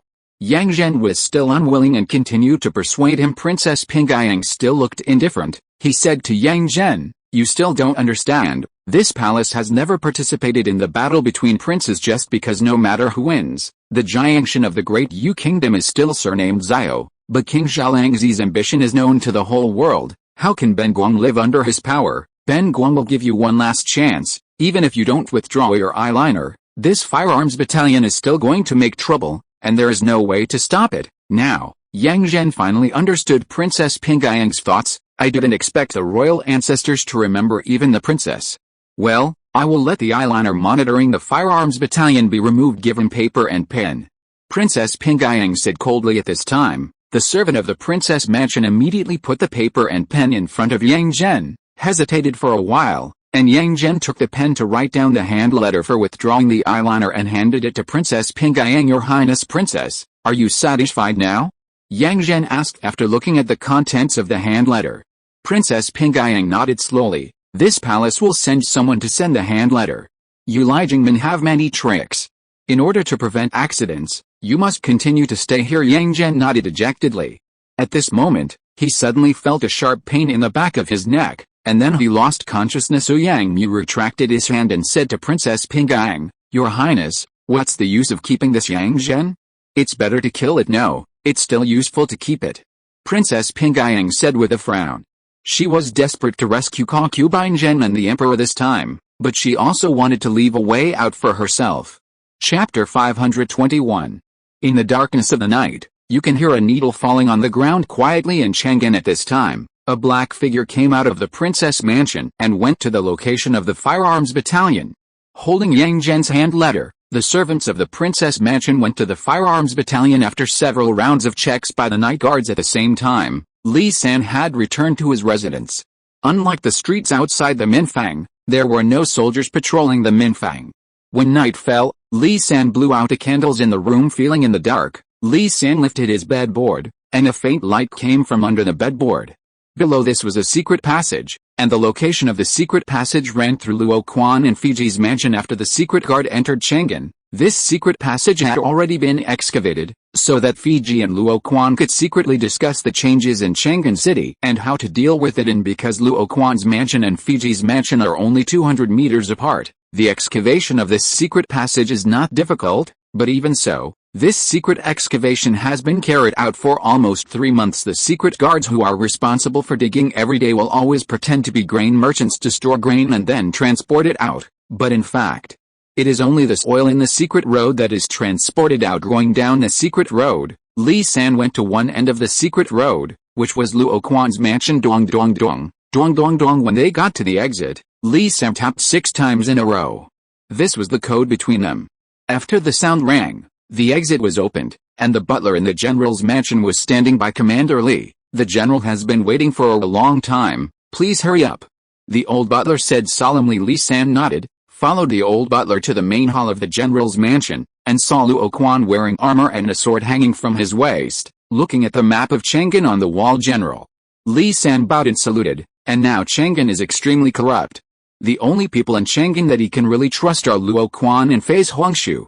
After all, one of these two is a son in the king's army, and the other is the father-in-law of the king of Qi. Luo Quan turned to look at Li San and asked, what happened to Du Heng? Did you kill him? No. General Du claimed to be under the emperor's will, and now he is still in the princess mansion. Li San said. Luo Quan frowned when he heard the words. At this time, it's hard to tell what's real and fake, and we can't trust him. What the general said is very true, so in order to prevent Du Heng from leaking secrets, the princess left Du Heng in the princess mansion, and now there are secret guards in the princess mansion watching secretly. The princess can't live. Li San said out of prudence. He did not expose the secret guard in the princess mansion, but let the secret guard keep watch over the princess mansion. As Luo Quan said, no one can fully believe it at this time. Well, as expected of King Qi, his mind is really meticulous. Luo Quan looked at the map of Chang'an City again, and said, the firearms battalion now has only 8,000 musketeers, while Yao Wuwei has 50,000 soldiers and horses. The guards of the outer palace are 20,000 people. But the guards of the outer palace are very difficult to deal with. Hey, it is a pity that Jin Wuwei is stationed outside the city. If there is their help, I will not worry. Li San heard the words and said, General, our purpose this time is only to rescue concubine Zhen and the emperor, and entering the palace is only second. The real purpose is to track the troops of the inner and outer palace guards, and there are artillery pieces from the firearms battalion, the city gate. It can be shattered in an instant, Luo Quan sighed. That's right, as long as we can rescue concubine Zhen and the emperor this time, then with the support of His Royal Highness King Qi, we can make a comeback. For this reason, the old man will not hesitate to sacrifice his life. Don't be afraid of the general. And accompany the general at this moment, a voice sounded, but it was Fiji who came to the two. Luo Quan said, my eyebrows are on fire now. Why are you here now? I have to make this city of Chang'an chaotic, otherwise how can I take the opportunity to rescue the emperor and concubine Zhen? Fiji said Li San knew everything for a long time, and he explained, today, Phase Hongshu told the third emperor and the fourth prince what happened in the palace in his own letter. The book personally told it, and the firearms battalion attacked the city tomorrow, so they couldn't help but not believe it. Well, it makes sense. Many of the generals in Zuo Wuyi and Qianyu Wei belong to the third and fourth princes. Tomorrow, even if they don't want to help, they will inevitably run for their lives. Once King Zhao enters the capital, they can only be reduced to Proton. Luo Quan said. Fiji said at this time, we can control the actions of the third prince and the fourth prince. The most reliable one is ourselves.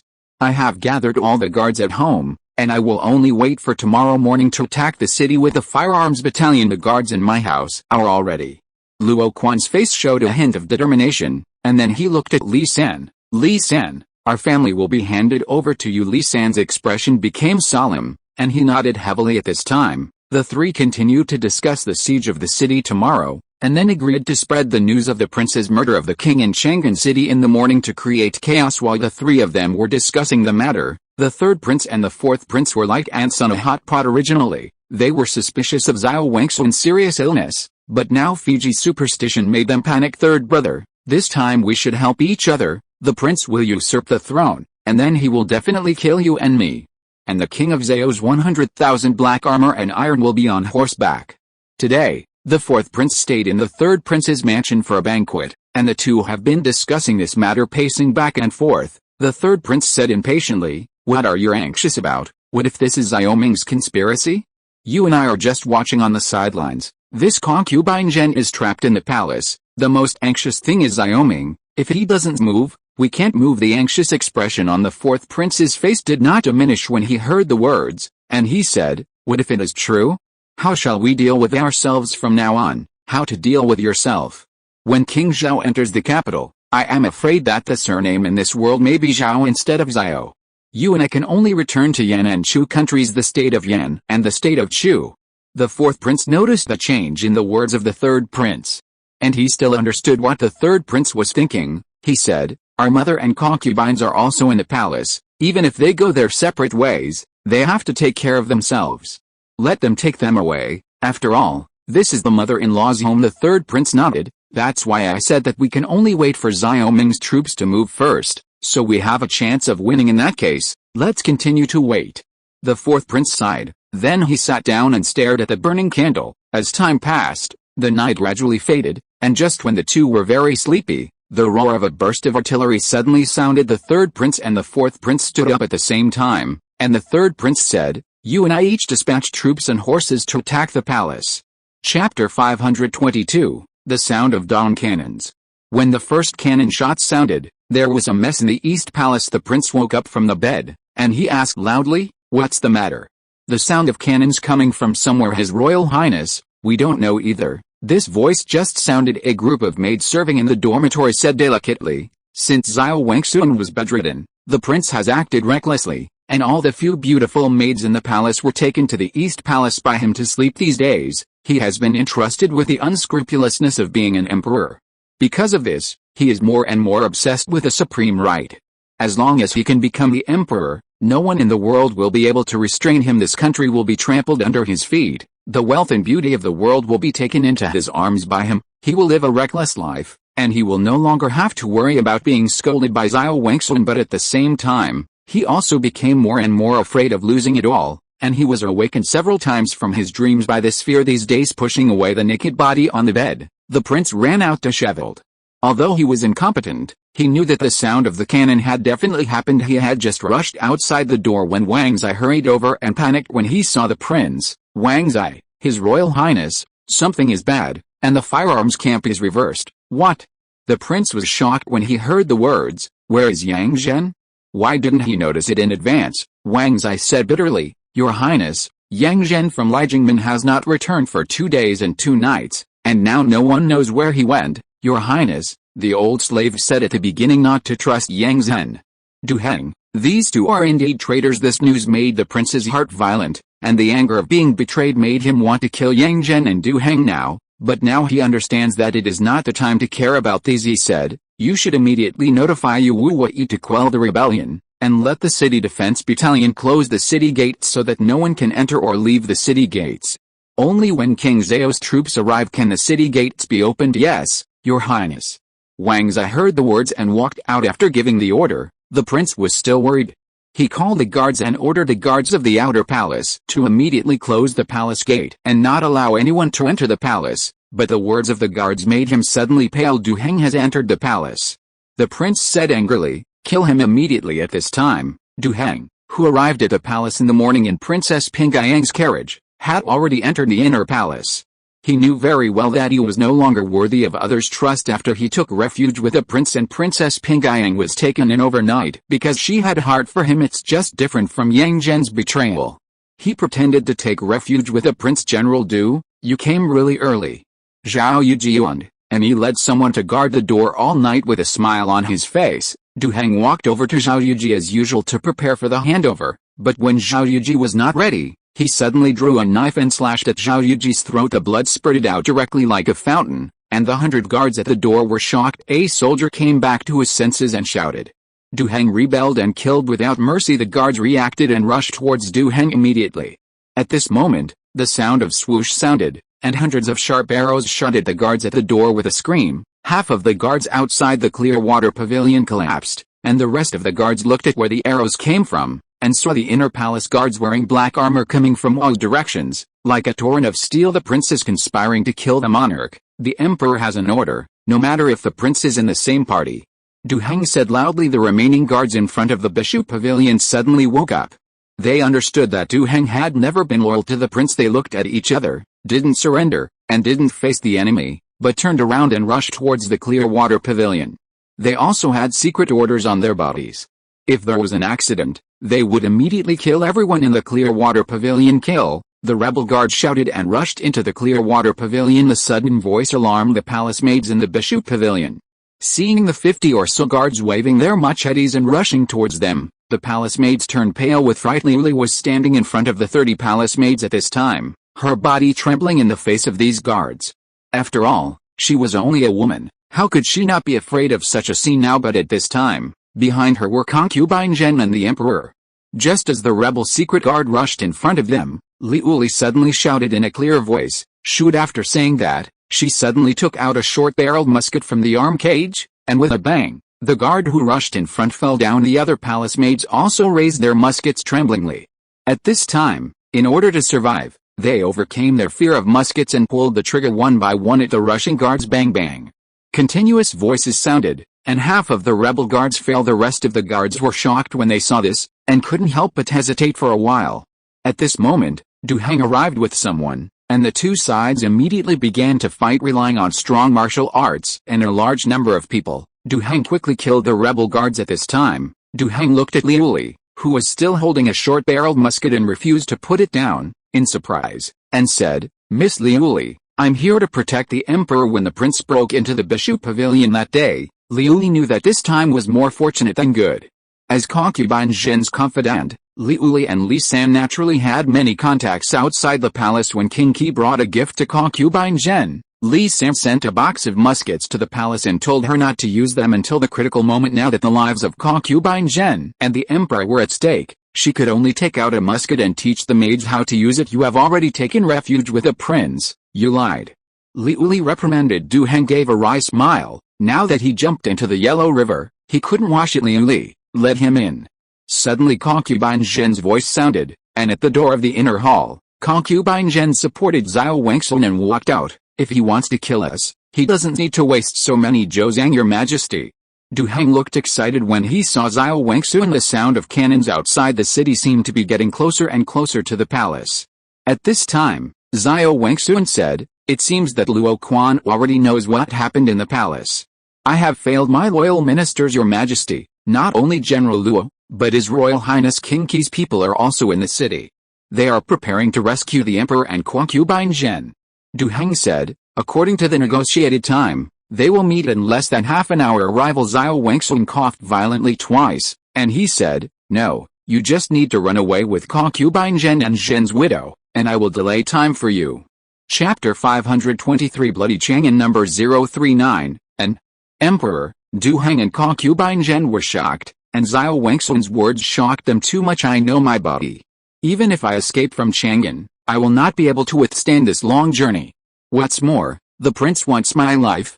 If I don't die, he will pursue you closely. At this moment, Xiao Wangsun's weak body suddenly became straighter. He thought a lot while lying on the bed these days, and he also made a decision in his heart. Du Heng said in a hurry, Your Majesty, the country cannot live without a ruler for a day.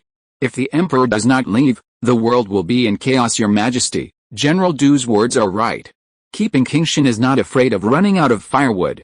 As long as the emperor can escape from Chang'an and go to King Zhao, summoning the division of King Qin of the Siphon will surely be able to quell the rebellion of the prince and King Zhao. Cough. You think King Zhao is too simplistic. Since he has an absolute basis for his dangerous moves this time, and other vassal kings with different surnames also have their own ghosts, now that King Zhao has turned against them, they must also. I will take the opportunity to stand on my own. Xiao Wangsun said. Concubine Zhen said, Your Majesty, there is no different surnamed vassal king, but we still have King Yuang, King Wei and Ming'er. They are still loyal to the royal family. Yes, there are them, but I'm afraid I can't wait for that day.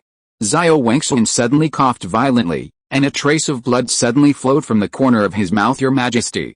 Concubine Zhen became more and more flustered. Xiao Wangsun spat out the blood in his mouth. He sneered, It seems that they have a clear plan of when I will die. You don't have to say it again, Du Heng. No matter what, we will send concubine Zhen to King Qi, otherwise, the king of Zhao will use concubine Zhen as a threat. At that time, the king of Qi will risk his own life to save him, and if he fails to save him, he will be reviled by the world as unfilial. This is my last order. There were tears in Du Heng's eyes. He followed Xiao Wangsun for 20 years, from the Golden Army to the domination of the world, and he understood that many people in this big Yu country called him a faint-hearted, weak and incompetent. But having been by Xiao Wangsun's side all these years, he also understands that today's great Yu kingdom has accumulated deep abuses, so serious that his emperor is powerless. He thought that if it wasn't for Xiao Wangsun's dealings in these years, today's great Yu kingdom would have been divided into 7 countries. Of course, he also admitted that Xiao Wangsun was not a perfect person, and he also had his own shortcomings. It is precisely because of his obsession with the throne that he was temporarily confused and let the barbarians enter the customs. Yes, Your Majesty, even if the last commander's life is sacrificed, the last commander will send concubine Zhen away safely. Du Heng knelt on the ground and said resolutely while the 3 of them were talking. A sudden shout of kill sounded outside the Clearwater Pavilion. Du Heng stood up abruptly. He understood that it was the imperial guards of the outer palace who had rushed over. Xiao Wangsun also looked outside the Bishu Pavilion at this time. He picked up a sharp sword from the ground and walked slowly outside the Bishu Pavilion. Then he said to Du Heng, Remember what you promised me. Du Heng nodded fiercely and said to the soldiers behind him, Protect concubine Zhen. Concubine Zhen wanted to go out with Xiao Wangsun, but was immediately stopped by Du Heng and the soldiers in the yard.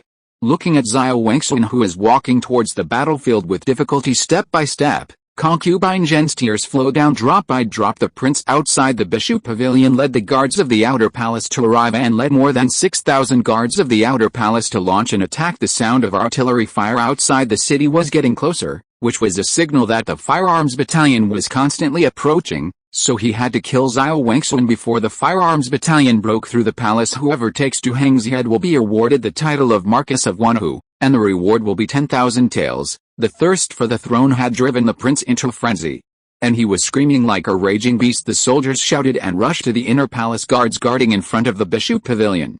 The soldiers under the heavy reward were also crazy. They continued to attack the battle formation formed by the inner palace guards, and their morale was boosted by twice the number of people. Casualties continued to appear, and the inner palace guards kept retreating in the face of enemies twice their size. Although they were equally brave, the disadvantage of numbers was sometimes irreparable when the palace was in a fierce battle. Chang'an City had already turned into a pot of porridge. The city defense battalion closed the gate of Chang'an City at this time to prevent troops other than King Zhao from entering the city, and there was a multi-party melee in Chang'an City. The Yao Wuwei, who was dispatched by the prince, quickly rushed to Suzaku Street to charge the firearms battalion, but fell back step by step under the fierce attack of the firearms battalion. At the same time, the news of the prince killing the monarch spread throughout Chang'an City amid the shouts of the scouts. Some generals and ministers joined the firearms camp without hesitation after confirming the news, while some ministers were busy packing up and preparing to flee. And more ministers were trembling with fear. They prayed not to affect themselves, and were ready to congratulate the new king. Fire, bang bang bang, Luo Hong commanded the musket team to steadily advance toward the imperial city. The training in King Zhao had already taught him how to command the musket team. Under the continuous firepower of the three-stage shooting, the soldiers of the right Wuwei who rushed over fell one by one, but 10 times as many enemies rushed over and over again, as if they would never kill them all. Luo Quan and Luo Hong stood together, and the power of firearms shocked him. If it was before, how could these people from the firearms battalion be able to defeat Yu Wuwei's people so easily when they were fighting with Yao Wuwei? There was chaos behind Yao Wuwei, and then a large number of people came from the west. Luo Quan immediately picked up the binoculars to observe, and then he was overjoyed. It's the third prince and the fourth prince. Fiji was just behind Luo Quan, and he said, "This third prince is really too careful. If we hadn't attacked first, he would have been waiting. The king of Chu is an old fox, but he is just a little fox." Luo Quan scolded, and then he said to Luo Hong, "Just take advantage of this and defeat them immediately." Luo Hong nodded, now that Yu Wuwei was attacked by both sides. And when it was time to defeat it in one fell swoop, he immediately let the soldiers attack violently. Under the attack of the Zhao Wuwei and the firearms battalion, the Yao Wuwei soon became chaotic, and a large number of soldiers fled without a fight. The imperial city was right in front of them, and after the joint attack, Zhao Wuwei and the firearms battalion seemed to have a tacit understanding and headed towards the imperial city. At the same time, a group of ministers who shouted "Save the Emperor" rushed out with their own soldiers and generals. Before reaching the imperial city, the soldiers of Zhao Wuwei immediately launched a siege. The soldiers carried a ladder to climb the city wall. At this moment, a burst of cannons suddenly sounded, and the cannons on the inner palace wall poured out the cannonballs. Luo Hong was shocked, and he immediately shouted, "Pull the artillery up and smash the city gate. Hurry up, Your Majesty, what kind of artillery is there in your inner palace?" Luo Quan also jumped. Some of the artillery pieces that Zhao Wengsun bought from King Zhao were placed outside the city gate, and some were placed in the palace for garrison, and now these artillery pieces have become the biggest obstacle for them to attack the city. Chapter 524, King Zhao enters Beijing. Boom boom boom, 30 cannons bombarded the soldiers under the city recklessly on the city gate. Luo Quan was very anxious. The guards of the outer palace were the elite of the elite. Now they also have artillery while guarding the city. They will not be able to break through the city wall for a while at this time. The situation in the palace must be very urgent, and thinking of this, he couldn't help but feel a little anxious. Where did Li San go? Did he promise to save the emperor? Luo Quan looked for Li San everywhere, but he didn't find half of it. Fiji can't keep calm at this time, and if this plan fails, they will all be lost. Just when the two were like ants on a hot pot, a violent explosion sounded on the south side of the imperial city, and the soldiers who were attacking the city could even feel the tremors of the earth. That direction is the royal garden. Luo Quan suddenly realized something. Fiji nodded. He smiled wryly. Good Li San. They were all tricked by him. It turns out that he has a complete plan. This time they just used us to attack the city from the front to attract the troops of the outer palace guards. Now the defenders in the direction of the royal garden are bound to be empty, just as the two of them thought. The secret guards in the direction of the royal garden had already launched an attack on the imperial city. Under the power of 10 powder kegs, the city gate in the direction of the royal garden was directly blown to pieces. The 300 members of the secret guards walked towards the Bishu Pavilion along the blasted city gate. Almost all of them were holding short-barreled muskets. On Li San's side were 2 soldiers with rifled guns. The guard on the city gate just now was shot and killed by these 2 men. Bang bang. The sound of the musket continued because a large number of soldiers went to the main gate. There were very few soldiers guarding the garden direction. Under the fire of muskets, the soldiers who came to stop them fell quickly. Before taking this plan, Li San knew that the distance from the city gate to the Bishu Pavilion was the shortest. After entering the city gate, they quickly headed for the Bishu Pavilion. Soon, the sound of fighting came to their ears, and at the same time they noticed the soldiers fighting on the stone bridge of the Bishu Pavilion. Quick, quick! The city gate of the garden is on the side of the Bishu Pavilion. Li San wiped the cold sweat from his forehead. Fortunately, they came in time. It's going to be a waste looking at the Bishu Pavilion, Li San said. Go and save the Empress. After all, he led the secret guards to the Bishu Pavilion. Their arrival had already attracted the attention of both parties. Naturally, the prince was angry and yelled, but Du Heng breathed a sigh of relief when he saw Li San. Li San seized the emperor, concubine Zhen.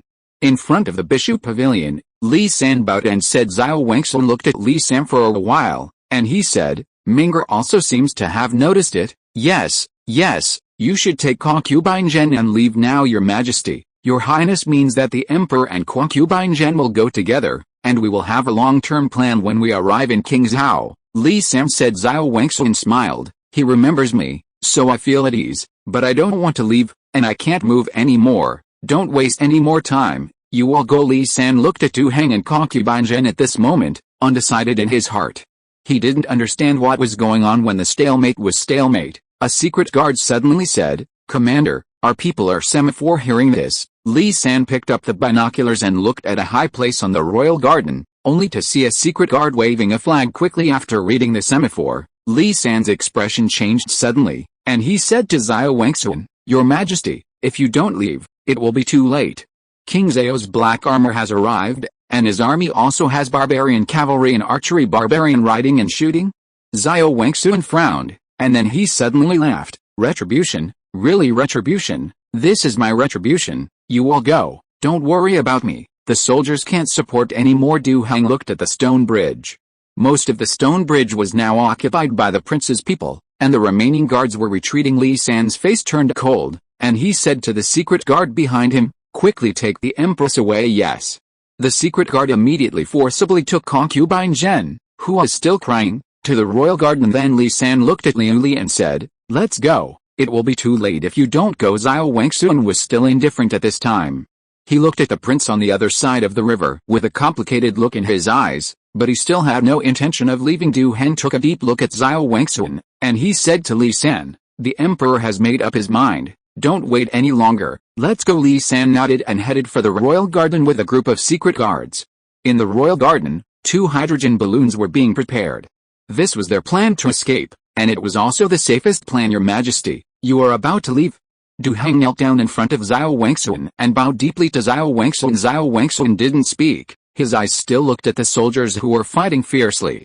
At this time, he raised his footsteps and walked towards the stone bridge. Du Heng stood up and finally glanced at Xiao Wangsun. He followed a secret guard to protect concubine Zhen and went to the royal garden outside Chang'an City. A dense cavalry was encircling Chang'an City from north to south like a black torrent. In the north of the city defense camp had opened its hanged gate, and an old man in armor and Zhao Yuanlian rode into Chang'an City. Behind the old man were cavalrymen in black armor, and these cavalrymen followed the King Zhao like a scythe of death. Father, this Chang'an City is finally ours. Zhao Yuanlian said excitedly. King Zhao's hair was already a little gray, and his seemingly kind face was destroyed by a hooked nose. He seemed to have a weird temperament. Hearing this, he said, It's not the time to be happy. We still have a lot of things to deal with. Yes, Father. Zhao Yuanlian nodded. This time, in order to take Chang'an, they couldn't help but send out 100,000 black armored cavalry. At the same time, they also borrowed 50,000 soldiers and horses from the barbarians. A total of 150,000 soldiers and horses came to Chang'an City. Then Zhao Yuanlian said, Father, don't we save the prince? A smile appeared on King Zhao's face. He looked at his youngest son, and said, Why do you want to save the prince? Wouldn't it be better if he died, so that the 13th prince, who is the heir apparent, can take the throne justifiably? Zhao Yuanlian pondered for a moment, then smiled and said, No wonder my father is not in a hurry at all. The 13th prince is still a baby, but he is much easier to control than the prince. From now on, the father can justifiably assist the emperor in supervising the country well. That's right. Zhao Wang looked confident, and he continued to Zhao Yuanlian, You have gathered all the officials of Chang'an City now, and the 13th prince will need them for the enthronement. Chapter 525, Father and Son Confrontation. The smoke from the war horses flew up. The galloping sound of the iron cavalry could even be heard clearly in the city. At this moment, The people of Chang'an City hid in the village like frightened rabbits. Only a few daring people watched as the iron cavalry in black armor ran rampant in Chang'an City. Barbarian soldiers, barbarian soldiers. The sharp-eyed people saw the mixed barbarian cavalry and fled back in exclamation. While some people were covered in ashes, having lived in the city of Chang'an for a long time, they are always very sensitive to tricks and wars. This time, King Zhao led the black armored cavalry and the barbarians to be aggressive, and they basically saw what was going to happen. Combined with the gossip around this period of time, this makes them more and more sure of this. The news of King Zhao's troops entering the city reached Luo Quan and Fiji as soon as possible, and Li Sanzai sent someone to notify the two of them as soon as he heard the news. General Luo Quan, Phase Hongshu, and Commander Li asked you to lead the soldiers to the royal garden. Now King Zhao's troops are flanking from both sides, and they can only escape from the direction of the royal garden. What should come is finally here. Luo Quan and Fiji looked at each other and sighed deeply. He asked the secret guard, how are the emperor and the empress? Niang Niang has been sent to the royal garden, and the emperor refuses to leave. The secret guard said. Luo Quan said in surprise, why? Fiji also showed surprise. The emperor said that his body can't hold it anymore, and even if he escapes, he can't reach King Zhao alive, but it will drag down the rescue plan carefully prepared by King Qi this time. The secret guard said, hey, the emperor's temper really hasn't changed at all. Back then, for the sake of Empress Zhao, he still refused to retreat in the face of the barbarian army, but now it's for concubine Zhen. Fiji sighed. Luo Quan nodded, I'm afraid that Queen Zhao has disappointed the emperor too much. Now that the prince has done such an unconscionable thing, it has nothing to do with Queen Zhao's favor. After that, Luo Quan said to Luo Hong, now you immediately take Phase Hongshu and a group of officials and their families to the direction of the royal garden. There is a small road in the garden, and you can reach Chang'an Pier by following the road. You can escape only if you walk by water. Father, let's go with Phase Hongshu, let me stop. Luo Hong's eyes were firm. Luo Quan shook his head. He said, no, the world will be the world of firearms in the future. Now you already know how to command firearms troops, which is very useful to King Qi, and I can't keep up with today's battlefield at all situation. When the two were arguing with each other, the third prince and the fourth prince said, you are still pushing around at this time. If you don't leave, no one will be able to leave. We are leaving, and you will be blessed after all. The third prince and the fourth prince took thousands of soldiers and horses to the direction of the royal garden. Luo Hong wanted to say more, but Luo Quan suddenly said angrily, don't say it anymore. This is a military order. How can there be so many children in the Great Yu Kingdom at this time of crisis? Someone must be here to stop King Zhao's troops. Fiji sighed and said to Luo Hong, your father is right. Now you have to protect others from arriving in King Zhao safely. Luo Hong gritted his teeth and nodded, with a tear in his eyes, and then he led more than 1,000 musketeers to withdraw in the direction of the royal garden. Watching Luo Hong and the Fiji people leave, Luo Quan looked at the imperial city again. Facing the artillerymen beside him, he shouted, fire the cannon. Boom boom boom. In the rumbling sound of cannons, the gate of the palace finally shattered. Luo Quan raised the longsword in his hand, and he shouted loudly, the prince is conspiring against the king. Kill. The remaining soldiers were in a panic, but after seeing Luo Hong's figure, they calmed down again. The military god Luo Quan was still there, so what else could they be afraid of? Taking the lead, Luo Hong first rushed into the palace. At this time, he remembered when he fought with Xiao Wangsun in the world. He understood that Xiao Wangsun gradually became a little wary of him in recent years, but he still felt grateful for Xiao Wangsun's kindness. Without Xiao Wangsun, there would be no Luo Quan. He refused to leave, just as he refused to abandon his coach and leave. He refused to leave, because Luo Quan would not abandon his soldiers to escape alone. He also saved the lives of most people by not leaving. He hoped that King Qi would one day revive the Great Yu Kingdom. Inspired by Luo Quan, the morale of the soldiers was high again, and they frantically rushed into the imperial city for the final glory and unity of the royal family. At this time, the bodies of the inner palace guards in front of the Bishu Pavilion were lying all over the stone bridge. After the last guard soldier fell, the guards of the outer palace rushed towards the stone bridge frantically. Concubine Zhen and the others had not gone far, and there was still hope for them to catch up. But when they rushed forward, a man stood in the middle of the stone bridge. Seeing this figure, all the guards in the outer palace stopped, and they exchanged glances with each other, but no one dared to do anything to this person. After all, the person in front of him was the emperor of the Great Yu Kingdom. Chase, Chase. The prince's voice kept coming, and the madness was still the same. Seeing that concubine Zhen was about to escape, he was anxious while shouting. He saw Xiao Wangsun standing alone in the middle. A trace of resentment flashed in his eyes, and he walked straight forward. Royal father, why don't you run away?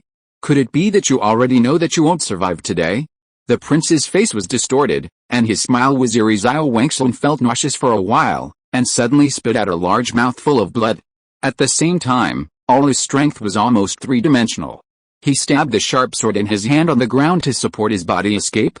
How can I escape without seeing you, a rebel, die in front of me? Xiao Wangsun said sternly. The crown prince sneered. Royal father, you know that you can't escape. Imperial Dr. Wu probably told you everything, but fortunately I found it in time, otherwise he would let you live a few more days, you renegade son. Xiao Wangsun coughed violently again. After he was poisoned, Imperial physician Wu tried his life to tell him about the poisoning, and also told him the time of the poisoning. Because of this, he decided to stay today, because in the estimation of the days, his life is only in 1 or 2 days, and the number of times he vomited blood today is more proof of this. Father, you can't blame me, I've been waiting for this throne for too long. And now I'm in my 30s, but now my mother has given birth to a 13th brother. If you change your mind and make him the prince, my son will be here. There is no hope for the throne anymore. You can't blame me, you forced me. The prince yelled, like a madman. As expected. Xiao Wangsun muttered to himself sadly. After all, it was because of the 13th prince that the crown prince took this path. Taking a deep breath, he said, but do you really think you can become emperor? End of this chapter. Thank you very much for reaching the end. Don't forget to like. Looking for more exclusive content and immediate access? Subscribe to our Patreon. Remember, every like, subscription, or donation encourages us to continue. Thanks to everyone. See you in the next video.